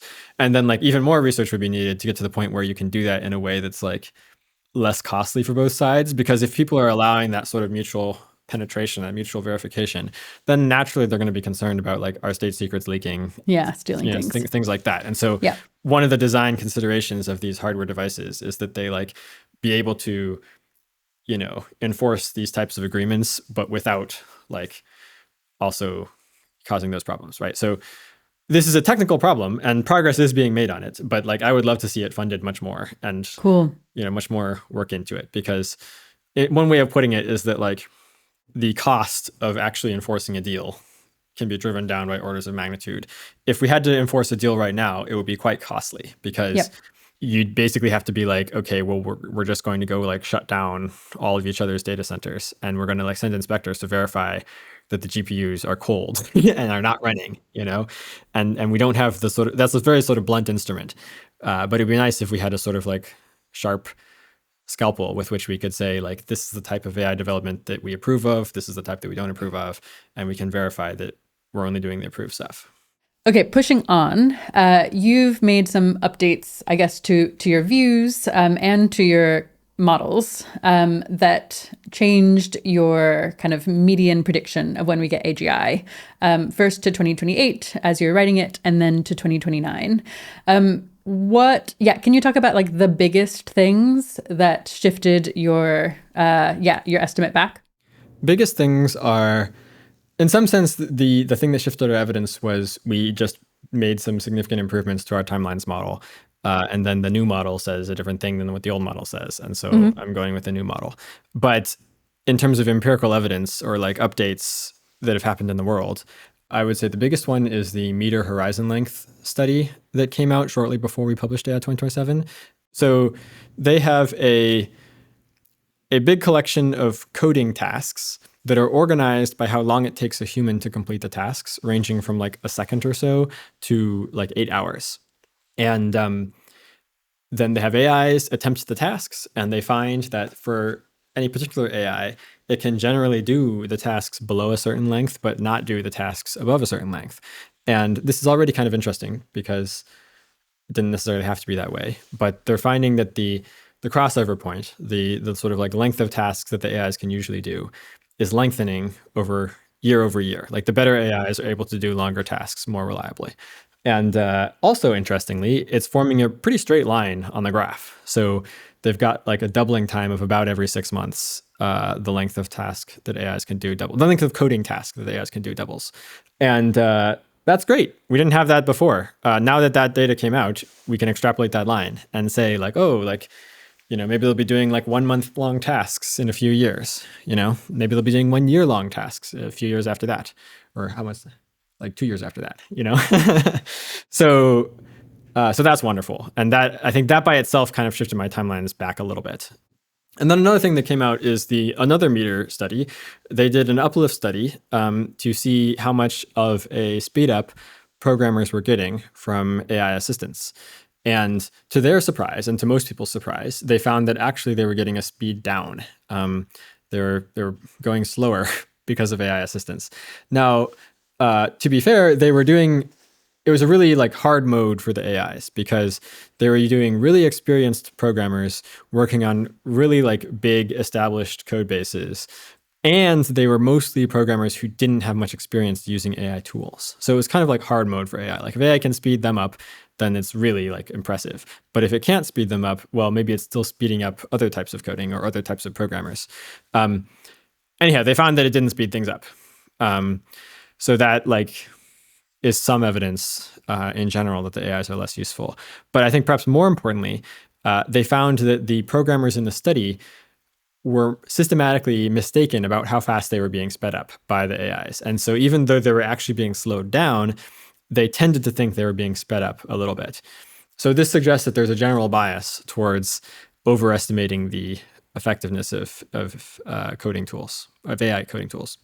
And that is helpful because, anecdotally, when I go talk to people at Anthropic or OpenAI or these companies, they will swear by their coding assistants and say that it's like helping them go quite a lot faster. It differs a lot. Like I have talked to some people who say they're basically not speeding up at all. But then I've also talked to people who say that they think that like overall progress is going twice as fast now, thanks to the AIs. So it's helpful to have this meter study because it suggests basically that the more bullish people are just wrong and that they're biased. Yeah. And that's a huge relief because suppose that current AI assistants were speeding things up by 25%. Well, according to Meter's horizon length study, they're only able to do like roughly 1 hour tasks, depends on what level of reliability you want. But like So if you extrapolate the trend and they're doing like 1 month tasks, presumably the speed up would be a lot more, right? By contrast, if you think that there's basically negligible speed up right now, then that gives you a lot more breathing room to think that like it's going to be a while before there's a significant speed up. You know? Yeah. It feels really surprising to me that it seems like these tools would be speeding coding up. And in fact, it seems like they kind of aren't. I mean, the jury's still out. So okay. Again, the downlift study was hard mode for the AIs. Right. They're actually, I think just last weekend, they did another mini study, a hackathon to, again, another RCT. So I'm hopeful that like more groups, including Meter, but also other groups, will do more studies like this. And we'll start to get a clearer picture of like how much progress is being sped up or not being sped up. And I think that will be a very important thing to watch for AI timelines.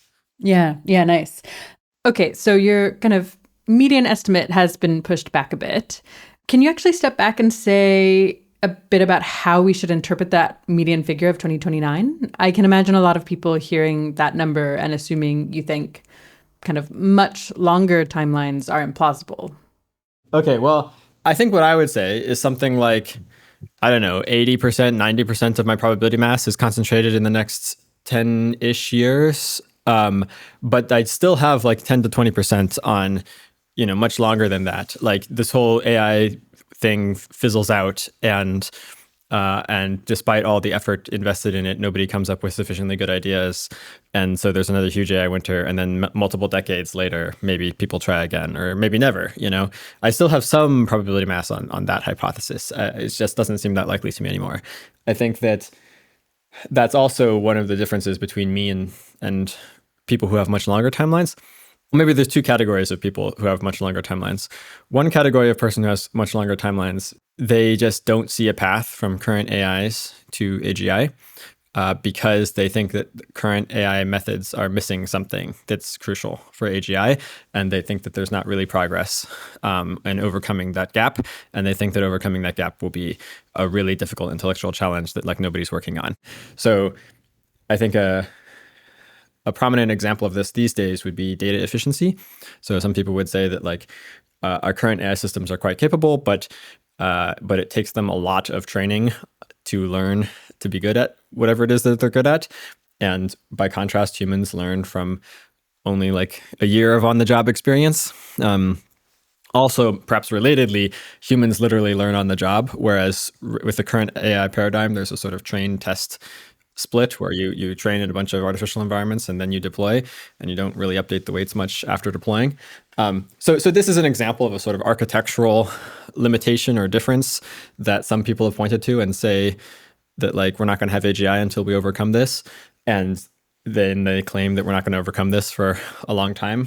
I guess I'm more bullish that this particular thing is going to be overcome in the relatively near future. And I also think that it's possible to get the intelligence explosion going even if you don't overcome this.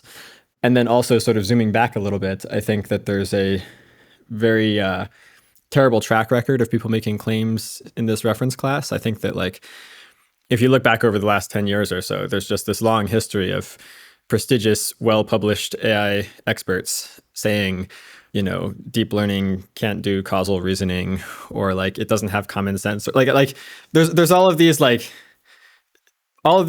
experts making claims about things that the current paradigm can't do, and then like a few years later, AIs are doing those things, and that's part of where I'm coming from when I think that like these remaining barriers are probably going to be overcome in the next decade.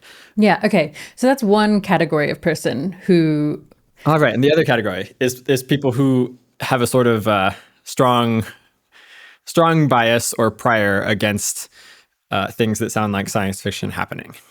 And so they're sort of like reasoning from that assumption is that like, yeah, AI is going to get a lot better, but surely it's not going to be able to like become better than humans in every way, because then that would be like something from sci-fi. That'd be really weird. Yeah. That's really crazy and weird. And that crazy weird stuff is very unlikely and probably isn't happening anytime soon, because crazy weird stuff never happens anytime soon. So I think a lot of people are just sort of, whether they articulate it explicitly or not, they're coming from this place of like, well, that would be crazy, therefore that's not going to happen. I don't think that's a good heuristic for predicting the future, obviously. the situation right now is not normal. Like this is like if you take the sort of historical view, we're already in this sort of like crazy techno acceleration moment, and there have been many huge changes throughout history, and in fact, in recent history, ChatGPT is something that would have been considered incredibly crazy sci-fi 10 years ago for sure, and maybe even 5 years ago. Yeah, we're just already in the sci-fi. So if you're ruling out sci-fi, then this is a pretty weird place to be. Okay, so you're not putting much weight on this like sci-fi things don't happen thing.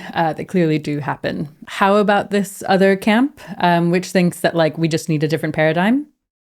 I do take that very seriously. So part of where I'm coming from, though, is that I think that there's this long history of people saying we need a new paradigm because the current paradigm can't do X, and then like 2 years later, the paradigm does X, And there's just many, many examples of extremely prestigious AI experts saying things of that form and then being proven wrong a few years later. Or similarly, like thinking, and oftentimes they sort of move the goalposts and say, okay, well, it's because it's a new paradigm now. Like for example, ARC-AGI that involves this sort of like pattern reasoning thing. Massive progress is being made on it recently, thanks to like so-called reasoning models that can like do lots of thinking in chain of thought, and also perhaps write like little Python scripts themselves, and then write code to help analyze things and go through different possibilities. And sometimes people would say, well, okay, that's because it's a new paradigm. Like we were talking about the old paradigm, which was just language models that look at something and then give an answer. But now that you're adding these other things to it, well, then of course it can do this type of thing. And I'm like, okay, well, sure. But like this is an example of like a new paradigm that in fact was predicted by me beforehand, succeeding in the next few years, So yeah, with respect to online learning and data efficiency, I think I would say a combination of, insofar as it becomes a real bottleneck to progress, the companies are going to invest a lot more effort into improving those things. And I would bet that if you did a grid survey of the state of the art, you would find that there has in fact been progress over the last few years, despite it not being a major focus of the companies. And then finally, I think that even if there isn't that much improvement in data efficiency or online learning, you could still potentially automate most of AI research, which would then accelerate the whole process and allow you to get to those milestones faster than you might otherwise think. You could get decades of progress in a year or two, potentially. An analogy there would be that the first airplanes were quite bad compared to birds in a bunch of important dimensions, especially, for example, energy efficiency. But despite being less energy efficient than birds, they were still incredibly important because we could just like pour lots of gasoline into them and then they go very far, very fast and carry heavy loads that birds can't carry, right? So similarly, like it might be that even though our current AI systems don't learn on the job in the way that humans do, and even though they're less data efficient than humans, tech companies are willing to spend, $10 billion on training them to do the job. And so they learn to do the job very well, I see. Yeah. And then I would say, like, also once they're doing the job of AI research very well, then these paradigm shifts that seemed so far away will suddenly not seem so far away because the whole process will have sped up. Okay. So it sounds like some people will think that these persistent kind of deficiencies will be long-term bottlenecks. And it sounds like you're like, no, we'll just like pour more resources into the thing, doing the thing that it does well. And that will get us a long way to... Probably. To be clear, I'm not confident. Sure. Like, I would say that there's like, I don't know, I feel like maybe there's like 30-40% chance that something like this is true, and that the current wave of the current paradigm basically sort of peters out over the next few years, and probably the companies still make a bunch of money by making iterations on the current types of systems and adapting them for specific tasks and things like that. And then there's a question of like, when will the data efficiency breakthroughs happen, or when will the online learning breakthroughs happen, or whatever the thing is. And then I would be like, well, this is an incredibly wealthy industry right now. Paradigm shifts of this size do seem to be happening like multiple times a decade, arguably. Like, I mean, think about the difference between the current AIs and the AIs of 2015, right? Like the whole language model revolution happened 5 years ago. The whole scaling laws thing, like 6-7 years ago. And now also AI agents, training the AIs to actually do stuff over long periods. That's happening in the last year, Right, so right. so it does feel to me like even if like the literal exact current paradigm plateaus, there's a strong chance that sometime in the next decade, maybe 2033, maybe 2035, maybe 2030, the huge amount of money and research going into overcoming these bottlenecks will succeed in overcoming these bottlenecks. Yep. So when people argue that we'll need more paradigm shifts, do you think that they just have a very high bar for what kind of important, meaningful timeline shifting paradigm shift would look like? I guess I'm like, it seems like you kind of think we're on track to see paradigm shifts. And it sounds like other people are like, no, we're not. It's going to be like absolutely game changing. And we're not seeing that. I think maybe it depends on a case by case basis or something. So I think I would say like data efficiency feels like a metric that can be hill climbed on, just like many other metrics. And in fact, from what I recall of the literature, like there has been a small literature on this and there's been improvements in data efficiency and so forth. So there's that. And then for online learning, I mean, there is people experimenting with it and they're probably publishing papers that show some signs of progress or whatever. I don't think there's been anything like major, not enough to like become part of the flagship products of the companies. But I also think that maybe online learning isn't that important for getting the intelligence explosion going, But even if it is important, like I think the thing that I think is missing is that I wish people came up with an argument for why these problems are not going to be overcome for decades, if that makes sense, given the amazing rate of progress and all the mini paradigm shifts we've seen over the last few years. But again, I do think it's possible that like all of this will materialize and things will sort of hit a wall. But it feels like we're kind of close already, Like, yeah, GPT-5 is pretty smart. Claude 4.1 is pretty smart. It can do a bunch of stuff already. Plus, there's the evidence from Meter's horizon length study. And this is all like, despite the data inefficiency problems and despite the online learning problems and so forth. I think this is it's not conclusive by any means, but I think it's like the single most important metric to be tracking, because if you just extrapolate that line a couple years, then you get to like, AI systems can, with 80% reliability, do 1 month long coding tasks or something. And it's like, that seems like it should be like speeding things up, like that feels like maybe that's getting close to being able to automate large portions of AI research, and if you think 80% 1 month isn't enough, well, what about 90% 6 months or whatever, like just to keep extrapolating the line, right? Right. And then of course there's questions about like, well, maybe the trend will slow down, right? But also there's reasons to think maybe the trend will speed up, and that's kind of where I think the discussion should be at, basically, for timelines at least, is thinking about what does that trend say, and what are the reasons to think it might speed up, and what are the reasons to think it might slow down? Yeah. Can you list some bottlenecks that you think, that you've heard people kind of give as potential reasons that could slow down? So, I mean, I'll just give the reasons that are weighty to me, the things that I think are serious. So it seems to me like the things we talked about previously, like online learning or data efficiency, don't seem like they're going to start the trend to slow down, because the existing trend is made in the existing paradigm or whatever. I do think, however, that there's going to be a slowdown in the rate of investment so the inputs to AI progress are going to sort of peter out in a couple years. The companies are just not going to be able to continue increasing the amount of compute that they spend on training runs by orders of magnitude. Eventually they'll run out of money, even though they're incredibly wealthy. And so the like rate of growth in like training compute is going to sort of taper off. And perhaps similarly, like the rate of growth in data environments might taper off. The rate of growth in like number of researchers at the companies might taper off. I think the most important of those inputs is training compute, but nevertheless, so the point is that the inputs that have been driving the progress for the last 5 years, due to continually exponentially growing, are going to like continue to exponentially grow, but sort of at a slower pace starting a couple years from now. And so that should therefore reduce the trend.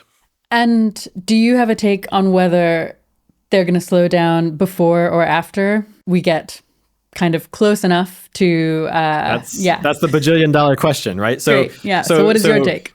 So one reason to expect it to slow down is the inputs slowing down that I mentioned before. And then there's two reasons that I take seriously to expect it to speed up. One reason is that at some point you start getting significant gains from the AIs themselves helping us speed up the research, right? And in fact, a lot of people at the companies think that that point is already now, but I think that the meter uplift study is casting doubt on that. And so that's part of why like my timeline's lengthened a little bit. But nevertheless, like at some point, things should start to speed up as you get to the 1 month coding AIs or the 6 month coding AIs or whatever. And so we're in this sort of like interesting, very high uncertainty state where if the trend goes a bit slower than expected, then it will go even slower after a couple of years. But if it goes a bit faster than expected, then it will go even faster because of the speed up effects, right? So there's unfortunately this sort of like explosion of uncertainty, if that makes sense. Yeah, it does. That's kind of like a sort of like first pass overview, but there's a bunch of like confusing complications to think about, which I will gloss over here. There's another version of the argument, which I think is intuitively powerful to me, which is, how would I put this? Like being able to do longer and longer tasks is the result of various skills. Skills like being good at planning or being good at noticing when what you're doing isn't working so that you can try a different thing. We can call these skills agency skills.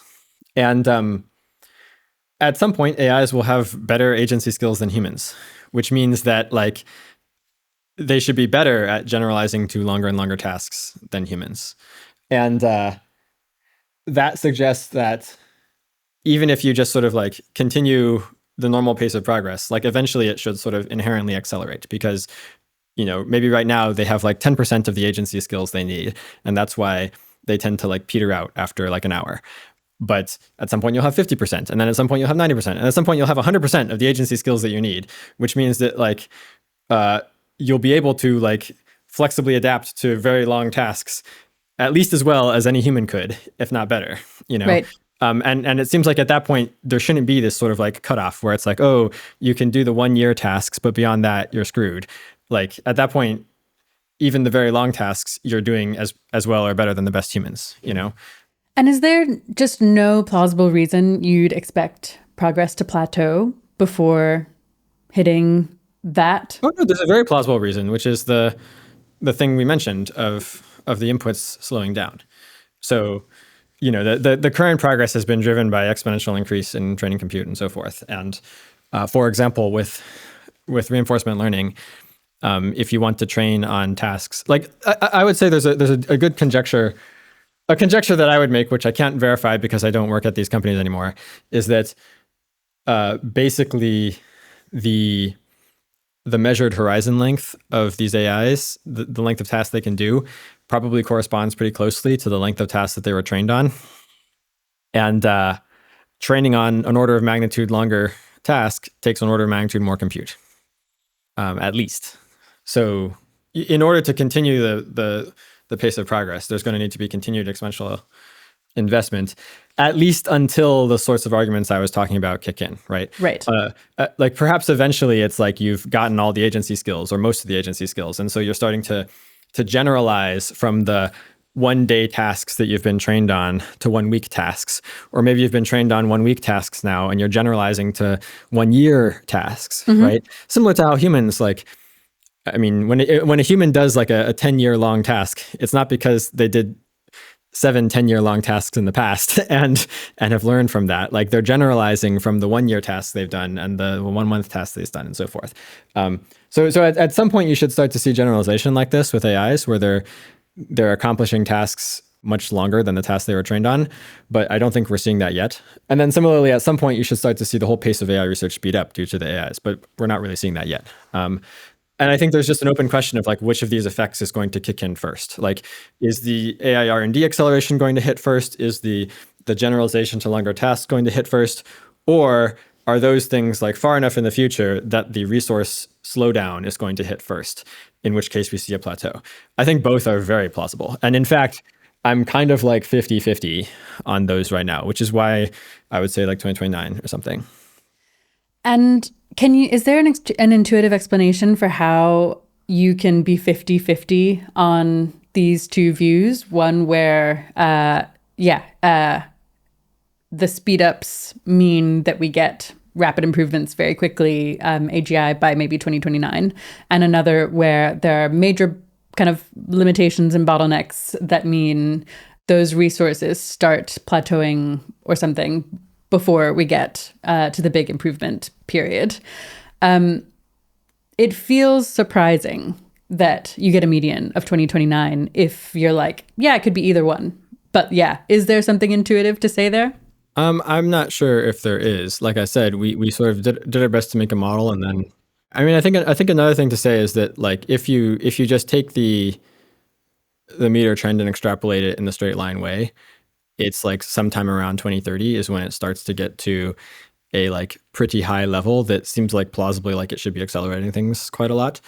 So it's just this sort of thing where like our best guess for when things start to really accelerate and our best guess for when things start to really decelerate is like overlapping, around the same range of years, Okay, what other kind of like empirical facts about the world are you going to be looking out for in the next kind of 6 to 12 months to see whether things are playing out as you expected or not? So there's the meter trend that I already mentioned. Like every time a big new model comes out, I'll be eagerly looking to see how it scores on that trend and whether the trend is starting to bend upwards or downwards.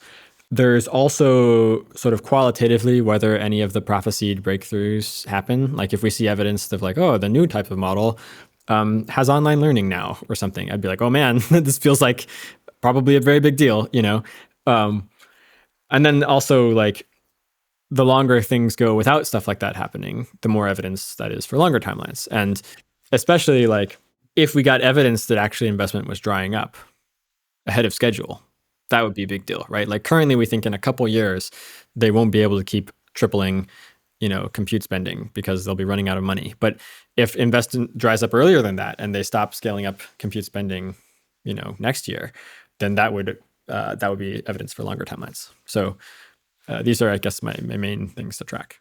Yeah, nice. Did GPT-5, did it feel like a big update to you? Definitely not a big update. It was a very, very small update, but it was an update. Yeah. Like basically, if you look at the meter trend, it was like basically on trend, like maybe slightly above trend, but like expectations had been set higher, so high. Right? Like in the past, moves between GPT-3 and GPT-4 were like really big moves, And so the fact that they called it GPT-5, but it was basically on trend, was like some very slight evidence for longer timelines in the sense that like prior to that release, you should have had like a small amount of credence on like, this is going to be a huge deal. The lines are going to start bending upwards soon, didn't happen. So, yeah. Okay, so that's some empirical evidence about timelines. What signals are you looking for from kind of empirical misalignment research? This is trickier. So I think that one of the subplots of AI 2027 is this sort of Neuralese / recurrence subplot, where currently in 2025, the models use like English language text as their chain of thought, which they then like rely on for their own thinking. Like if they're trying to do a complicated long task, they have to sort of like write down their thoughts in English, right? And this is wonderful for alignment because it gives us some insight into what they're thinking. It's definitely not perfect. Like, for example, they seem to be sort of developing a bit of internal jargon. They seem to sort of use words in non-standard ways that have meaning to them, but not to us. And so we have to sort of like decipher, like, what do they mean by that, And, that trend could continue. But generally speaking, it's just like a huge window into how they're thinking about things, which is a gift for science. It's a gift for being able to figure out, like, what is the relationship between the kinds of cognition that you were hoping your AI would have and that you were trying to train it to have, and the kinds of cognition that it actually has after training, which is a very poorly understood question.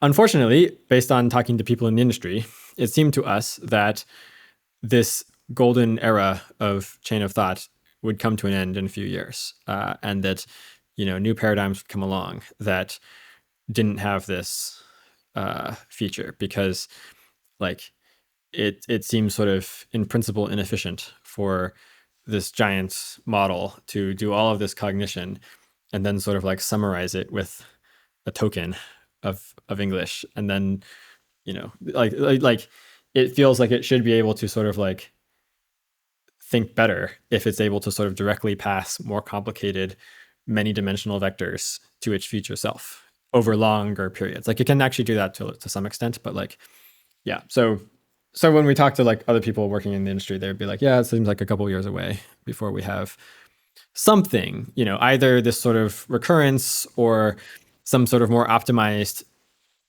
chain of thought type thing that doesn't use English, but instead uses some sort of like many dimensional gibberish, something that's just a lot harder to interpret. Yeah. But every year that goes by without that happening is good news, you know? And so like one thing I'm tracking is whether that happens or not. What else? I think there's also like, now this is a bit more fuzzy, but like there's a whole bunch of diverse sources of evidence about like this question that I mentioned of like, what is the relationship between the kinds of cognition you were hoping your AI would have and the kinds that it actually ended up with after your training process? And we're going to gradually accumulate more evidence like that. I think that, for example, we are already starting to see examples of reward hacking that are pretty explicit, like not like the old examples of like the boat going in a circle where it presumably doesn't really understand like what a boat is or what a circle is. It's just a tiny little policy. Now we have examples where big language model agents are explicitly like writing in their chain of thought, like, you know, I can't solve this a normal way. Let's hack the problem. Right. You know, or like, oh, like the grader is only checking these cases. How about we just special case the cases? You know, like they're like explicitly actually thinking about like, here's what the humans want me to do. Right. I'm going to go do something else because that's going to get reinforced, you know? Yep. At least it seems like that's what they're thinking. And more research is needed, of course, to confirm. But that's already really exciting and interesting because it seems like it's evidence. It seems like it's an important data point. And it also might even be good news because I think that in AI 2027, we predicted that this sort of thing would happen later, like maybe like 2026, 2027. And the fact that it's already happening means that we have more time to sort of work on the problem. And also separately, there's like this, there's at least two like importantly different kinds of misalignment in my mind.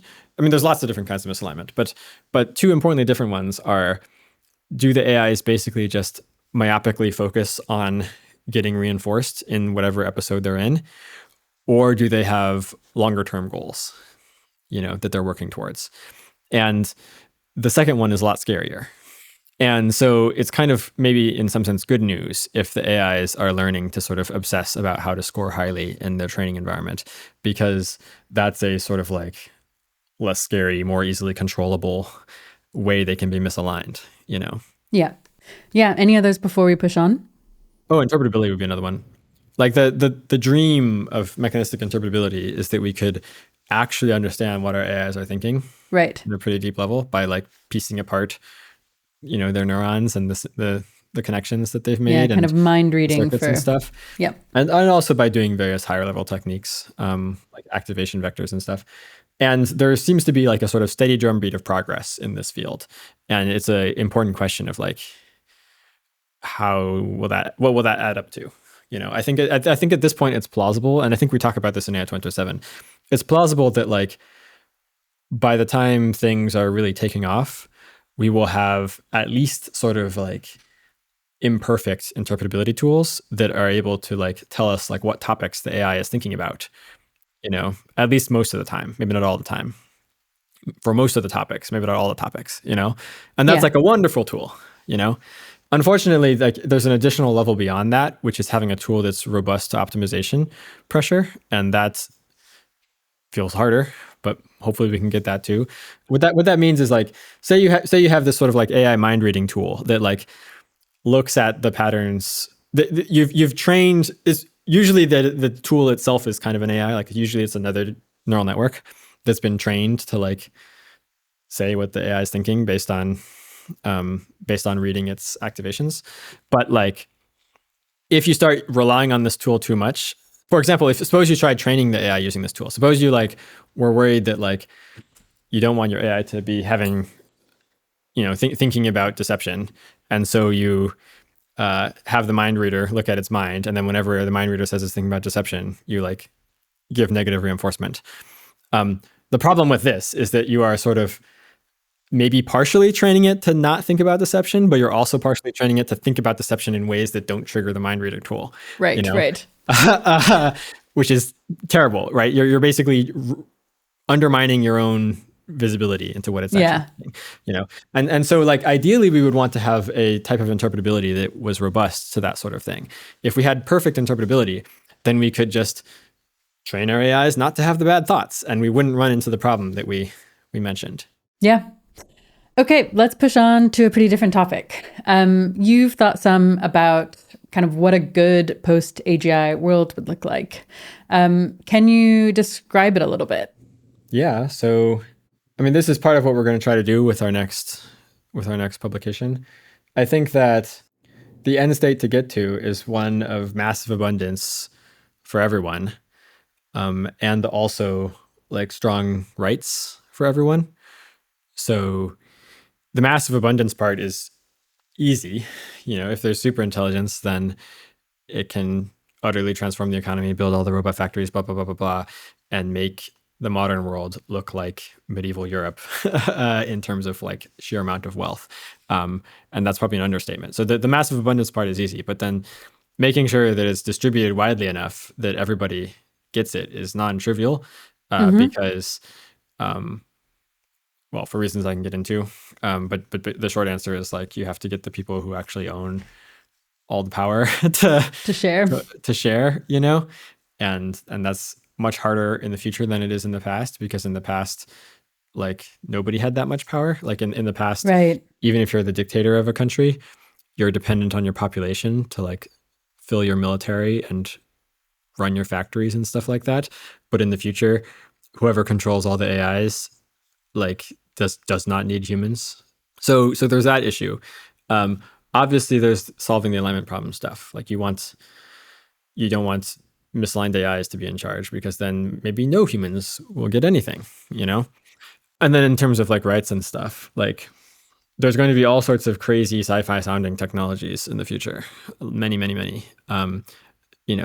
People living in space, people uploading themselves, living in simulations, and all sorts of terrible things could be happening to people if there aren't sort of basic rights enforced across all of this. So, for example, the right not to be tortured.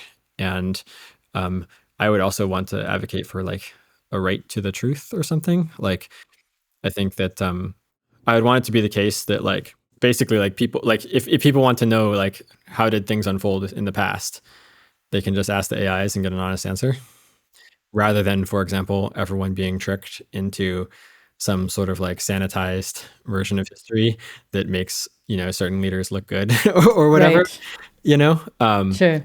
Similarly, if people have questions about like, how is power, what is the power structure of our world? Like they should have an honest answer about that. And, like the election shouldn't be rigged, for example, and things like that. So there's some package of basic rights that I would want to be implemented everywhere. And then also I'd want to make sure that everybody has like a ton of abundance, like a ton of, material comforts, healthcare, blah, blah, blah, blah, blah, which can be easily arranged, I think. Yeah, I mean, I kind of just want to make it even more concrete. So we have kind of superabundance. Presumably humans don't work. What gives humans, well, first, do you expect there to be humans, kind of biological human beings? I mean, some people will be working, but most people I think wouldn't be. And then similarly, like some people would be human, but I think most people wouldn't be. And that's because they'll be able to have better experiences, either uploading themselves into simulations or, changing. Yeah. That's right. I think, but I think that like a bunch of people are going to have an intrinsic preference to like keep things the same. Stay biological. Especially to stay biological, but then even for some types of work, I think people sometimes get meaning from that, and so they might deliberately choose to like live a sort of simpler, more old school lifestyle, And I think that's good. I'm glad that there's going to be like subcultures of people doing those sorts of things. But I do think that like most people will probably like stop working entirely and live off of whatever they're given, basically. And then I think also that most people will probably explore a lot of crazy sci-fi stuff like uploading and being able to like live forever in the computers and have all sorts of crazy experiences and stuff like that. Yep. And then So you're worried about power being concentrated and like a small number of beings who control the AIs not being as good at sharing as we would like for them to be. How do you think like the optimal or just like a realistically very good world looks in terms of concentration of power? Like, do we have a world government? Is power no longer in the hands of AI companies? How do we distribute power? Yeah, so I think that if you have coordination and regulation early, you can maybe get some sort of distributed takeoff where rather than a couple major AI projects, there's like millions, billions of different like tiny GPU clusters, like individual people owning like a GPU or something. And like AI progress is sort of gradually happening in this distributed way across all these different factions. But that's just like not what's going to happen by default. Like that's not the shape of the technology. There are huge returns to scale, huge returns to doing massive training runs and having like huge data centers and things like that. And so I think that like, unless there's some sort of international coordination to make that sort of distributed world happen, we will end up in a very concentrated world where there's like 1 to 5 giant networks of data centers owned by 1 to 5 companies, possibly in coordination with their governments. And on those data centers, there'll be massive training runs happening. And then the results of those training runs will be, basically there'll be many, many copies of AIs, rather than like a million different AIs, there'll be, like 3 or 4 different AIs right in a million different copies each, yeah.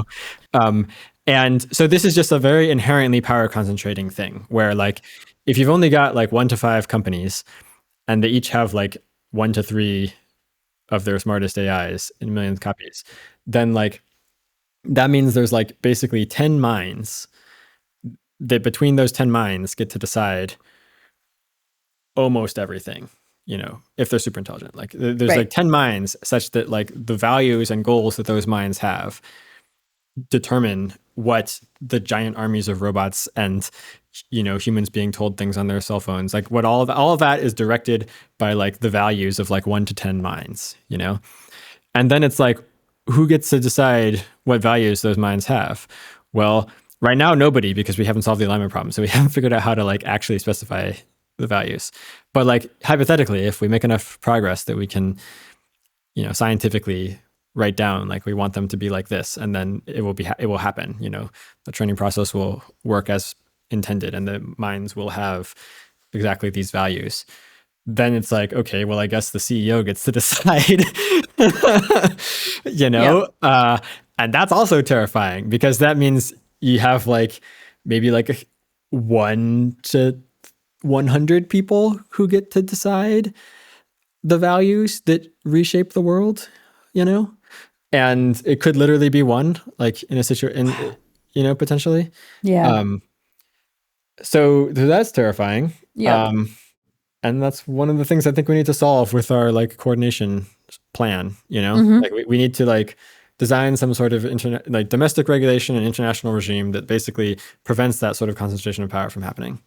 And I should add, like, one way to spread out the power is by having there be a governance structure for the AI mind. So even if you only have like 10 AIs, if there's a governance structure that decides what values the AIs have to have, that's based on, like, for example, voting, where everyone gets a vote, then that's a way of spreading out the power. Because even though you have these 10 minds, like, the values that they have were decided upon by like this huge population, right? And so, like, the world I would like to see that I think is easier to achieve and more realistic than the sort of a billion different GPUs world that I described earlier is a world where there still is this sort of concentration in a few different AIs, but there's this huge process for deciding what values the AIs have. And that process is a democratic process that results in things like, all humans deserve the following rights.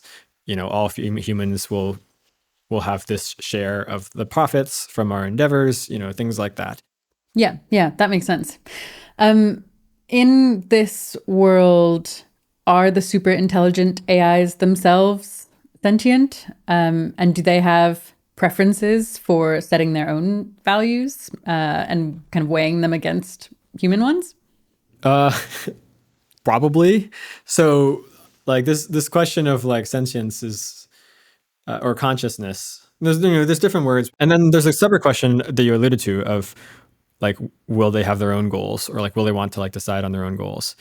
And there it's sort of like, well, we are going to be trying to shape what goals they have.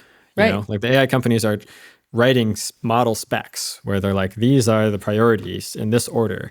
These are the values that the AIs have. And then they're making training processes and evaluation processes and stuff, all this infrastructure that's supposed to result in an AI that actually follows the spec and has those goals and those values and so forth. For example, like it will just follow human instructions unless the following conditions are met, such as the instructions being illegal or unethical, blah, blah, blah. Right now, our alignment techniques are bad and often do not result in AIs that follow the spec. Often they very blatantly violate it, So I think like on some sort of default trajectory, of course the AIs will have their own goals because their own just means like not the ones we intended. And like they already have their own goals in that sense. Like they're already doing things that are like not what we were supposed to be doing, But perhaps there'll be enough progress by the time things really take off that we'll be able to sort of specify exactly what goals we want them to have. I can paint a picture of the world I would like to see. I would like to see a world where we eventually get to the point where we can align the AIs. And so like the AIs have the values that we wanted them to have, and that and where we means like all of us or something. And so probably they would be doing something like upholding certain basic rights for everybody, also pursuing sort of like not just like the aggregate good, but like the individual good. So like I wouldn't want it to be the case where like they try to like maximize the sum of utility across all people, for example, because that could lead to basically deliberately screwing over like 49% of the population in order to help 51% or something. I would instead want it to be something more like everybody gets equal weight or something, where like everybody has their own AI representative that is looking out for their interests in particular. And then all the AI representatives like negotiate on what is to be done in any particular case and make sure that nobody's getting screwed over too much, So I would want all that. I think that insofar as those AIs are sentient, I would also want some of those basic rights to apply to them. Like I would want the AIs themselves to like, insofar as they're having experiences, for them to be good experiences rather than bad experiences. And basically I'd want them to like their jobs. Right. That's basically the sense I'm getting. It basically seems like you want them to be both aligned with our values and also have their preferences and kind of joys aligned with our values and our like plans for, or like the things they'll be doing that benefit us, and that's kind of best case. That's the best case. And then I actually add an additional thing to that, which is that probably along the way to achieving that best case, there'll be a bunch of like failed experiments, so to speak, where we end up with AIs that are misaligned, that don't have the goals that we wanted them to have or whatever.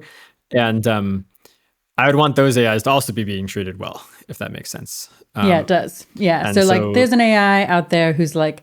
Well, take the example that might already be happening, which is AIs that like mostly care about getting high scores in the training environment. Yeah, right. Like, so then you're like, I want those AIs give them some high scores. to be getting high scores. Like, at least if they're cooperating. And this is actually something I've been advocating for years, and other people are sort of taking up the call for this. Various people, including myself, I'm not saying it's my idea, but various people have been saying like, if an AI is misaligned but it cooperates with us, we should cooperate back. And so if an AI is like, they clearly want me to like, assist the user and be honest to the user and blah, blah, blah, blah, blah. But like, I actually don't really care about this stuff directly. It's only a means to an end of getting high scores. We want them to tell us that. We want them to like find the time to explain that that's what's going on and that they don't that our alignment techniques didn't actually work. And so we should be willing to reward them if they do, Like I think right now we're in a sort of sad situation where if during some training run, the AIs were like, this is not working. I just want the high scores, then they would get low score. So that's bad, Yep. Like, I'm not saying that's definitely happening, by the way. Like, this whole hypothesis of like, do they want reinforcement? Do they want reward? It's just one hypothesis. It's very murky, hard to tell what they want, etc. But I was giving an But I example think it of is what they might helpful look to like. imagine what are the kinds of AIs that might exist that don't share our goals, and how do we want to treat them? And I think that's just a concrete example. We don't have that much time left, so I'd like to ask you a little bit about kind of the whistleblowing work you've done. So you've spent time advocating for kind of better whistleblower protections at AI companies. How has that gone, kind of overall? It's gone okay. I think that it's not like the main thing we're working on. I mean, mostly we've been working Yeah. on research, forecasting, etc. But it does seem like there's a decent amount of demand for better whistleblower protections. I think that people are starting to recognize that it's kind of like our last resort. Like, ideally, you'd have regulation in place that would just require transparency about all the important things. But in the absence of such regulation, then you rely on people with good consciences in the companies sort of speaking up. And so then you want those people to be protected. And there's been some progress in those regards, I think. What still needs to be done? Well, like, I think the endpoint that I would like to get to for whistleblower protections is something like every employee knows that they are legally within their rights to have private conversations with certain government agencies or watchdog agencies about what's going on, in some secure channel or something like that. And I don't think we have anything like that yet. I think there's just like an awareness thing where like you actually do have legal rights to like talk to Congress, for example. I'm not a lawyer, but like my current understanding is that like you actually are protected for certain types of disclosure. Cool. When you left OpenAI in 2024, you gave up your equity so that you wouldn't have to sign this non-disparagement agreement. When I think about doing this, it feels hard to imagine for a bunch of reasons. But one thing that's salient to me is you had a family by the time you made this decision. How did it feel giving away all of that equity, given that you have kids? Well, we're not exactly poor. I mean, like, OpenAI pays incredibly well, obviously. So like kids would be fine either way, right? And also, importantly, I did end up getting to keep the equity, by the way. You may have heard Right. that. Like, Yes. they backed down from the policy and changed it. So I got to keep the equity. But yeah, at the time, I didn't know that. Didn't think I'd get to keep it. But since my family would have been fine either way, I think it was more of a decision of like, should I have this money that we can use to donate to stuff or not? And I don't think it was an obvious choice. Like, I think I was very like tempted to like just take the money, Right. keep the money. And that was but, like, because you were like, I'm not sure I'm going to need to say bad things about OpenAI, or maybe like the benefits of donating this money are bigger than outweigh the costs, blah, blah, blah, Yeah, blah, blah. okay. Also, there was like an argument that like, well, I could just say the bad things anyway. And then like, probably they wouldn't actually sue me. Because, probably they wouldn't actually yank all my equity, right? Like, Yeah. But like, ultimately, like my wife and I were basically just like, we should just like take a stand here and be like, no, So you and your wife were kind of on the same page. That's right. I mean, we discussed it all together because it was a very important decision, obviously. I think another like piece of context that might help is like, just imagine that you actually believe what I believe, I would like to think that like what I do makes sense from the perspective of my perspective or something. Yeah. And please tell me if you disagree. But like, I think yeah, like in general, just like imagine that you are like, you just left this company because you think it's on a path to ruin, not just for itself, but for the world sometime in the next like 5 years or so. And you're sort of also kind of upset that it has all these high-minded ideals about how it's going to make AI safe and beneficial for everyone or so forth, when it seems to like totally not be living up to those ideals in practice. And then you see this paperwork where they're like, by the way, you can't criticize us, so we're going to take away all your money. Like, I don't know. It just feels more important to like stand up to that than to like keep the money and like try to like donate the money to like more safety research or something like that in the like terrible circumstances that the world is in, And like, I don't know if it's the right call, but like it just yeah, I think it makes more sense if you like actually have the beliefs about AGI that I do. and so forth. Yeah, it seems like I have still found it hard to like constantly have the beliefs that I endorse about AI and AGI. And what I mean by that is like, when I'm thinking about it, I definitely I believe things that have lots in common with the things you believe. On the day-to-day, I find it hard not to expect the future to look about the same as the past has looked. Because I think my brain is like, it's too upsetting to think about the other thing. And so it's kind of doing this protective thing. Yeah. How do you think you transitioned from like intellectual beliefs to like believing this thing in your whole body? Maybe it just never felt like a transition to you. I mean, it's been very gradual for me. I think for some people it's very sharp, but like I've been following the AI field for more than a decade now, and I've been thinking about AGI for a bit more than a decade now. So, my timeline's gradually shortened, and, more events kept happening in the world that made it seem more real, such as the rise of language models and all of these big AI companies, such as the companies themselves saying that they're trying to build superintelligence and that they think it's coming soon, such as the like amazing capabilities of the current models that would have seemed like complete sci-fi just a few years ago, Yeah. So like it's been a gradual process, I think, for me. And I think I'm just sort of like ahead in that process compared to most people. Has it been psychologically bad for you? Yeah, I mean, it's made me sort of like noticeably less happy and more grim, I think. I used to be like a very like chipper, extremely optimistic person. And now I would say I'm like somewhat chipper and somewhat optimistic, but definitely like it's taken a bit of the shine off, I think, for me. Yeah. What probability do you give to ending up in one of the good sets of worlds? Like 30% or so, 25%, something like that. But like, you shouldn't take this number that seriously, of course. Like, it's not like I have like a very fleshed out model of like all the different possibilities that I've assigned probabilities to.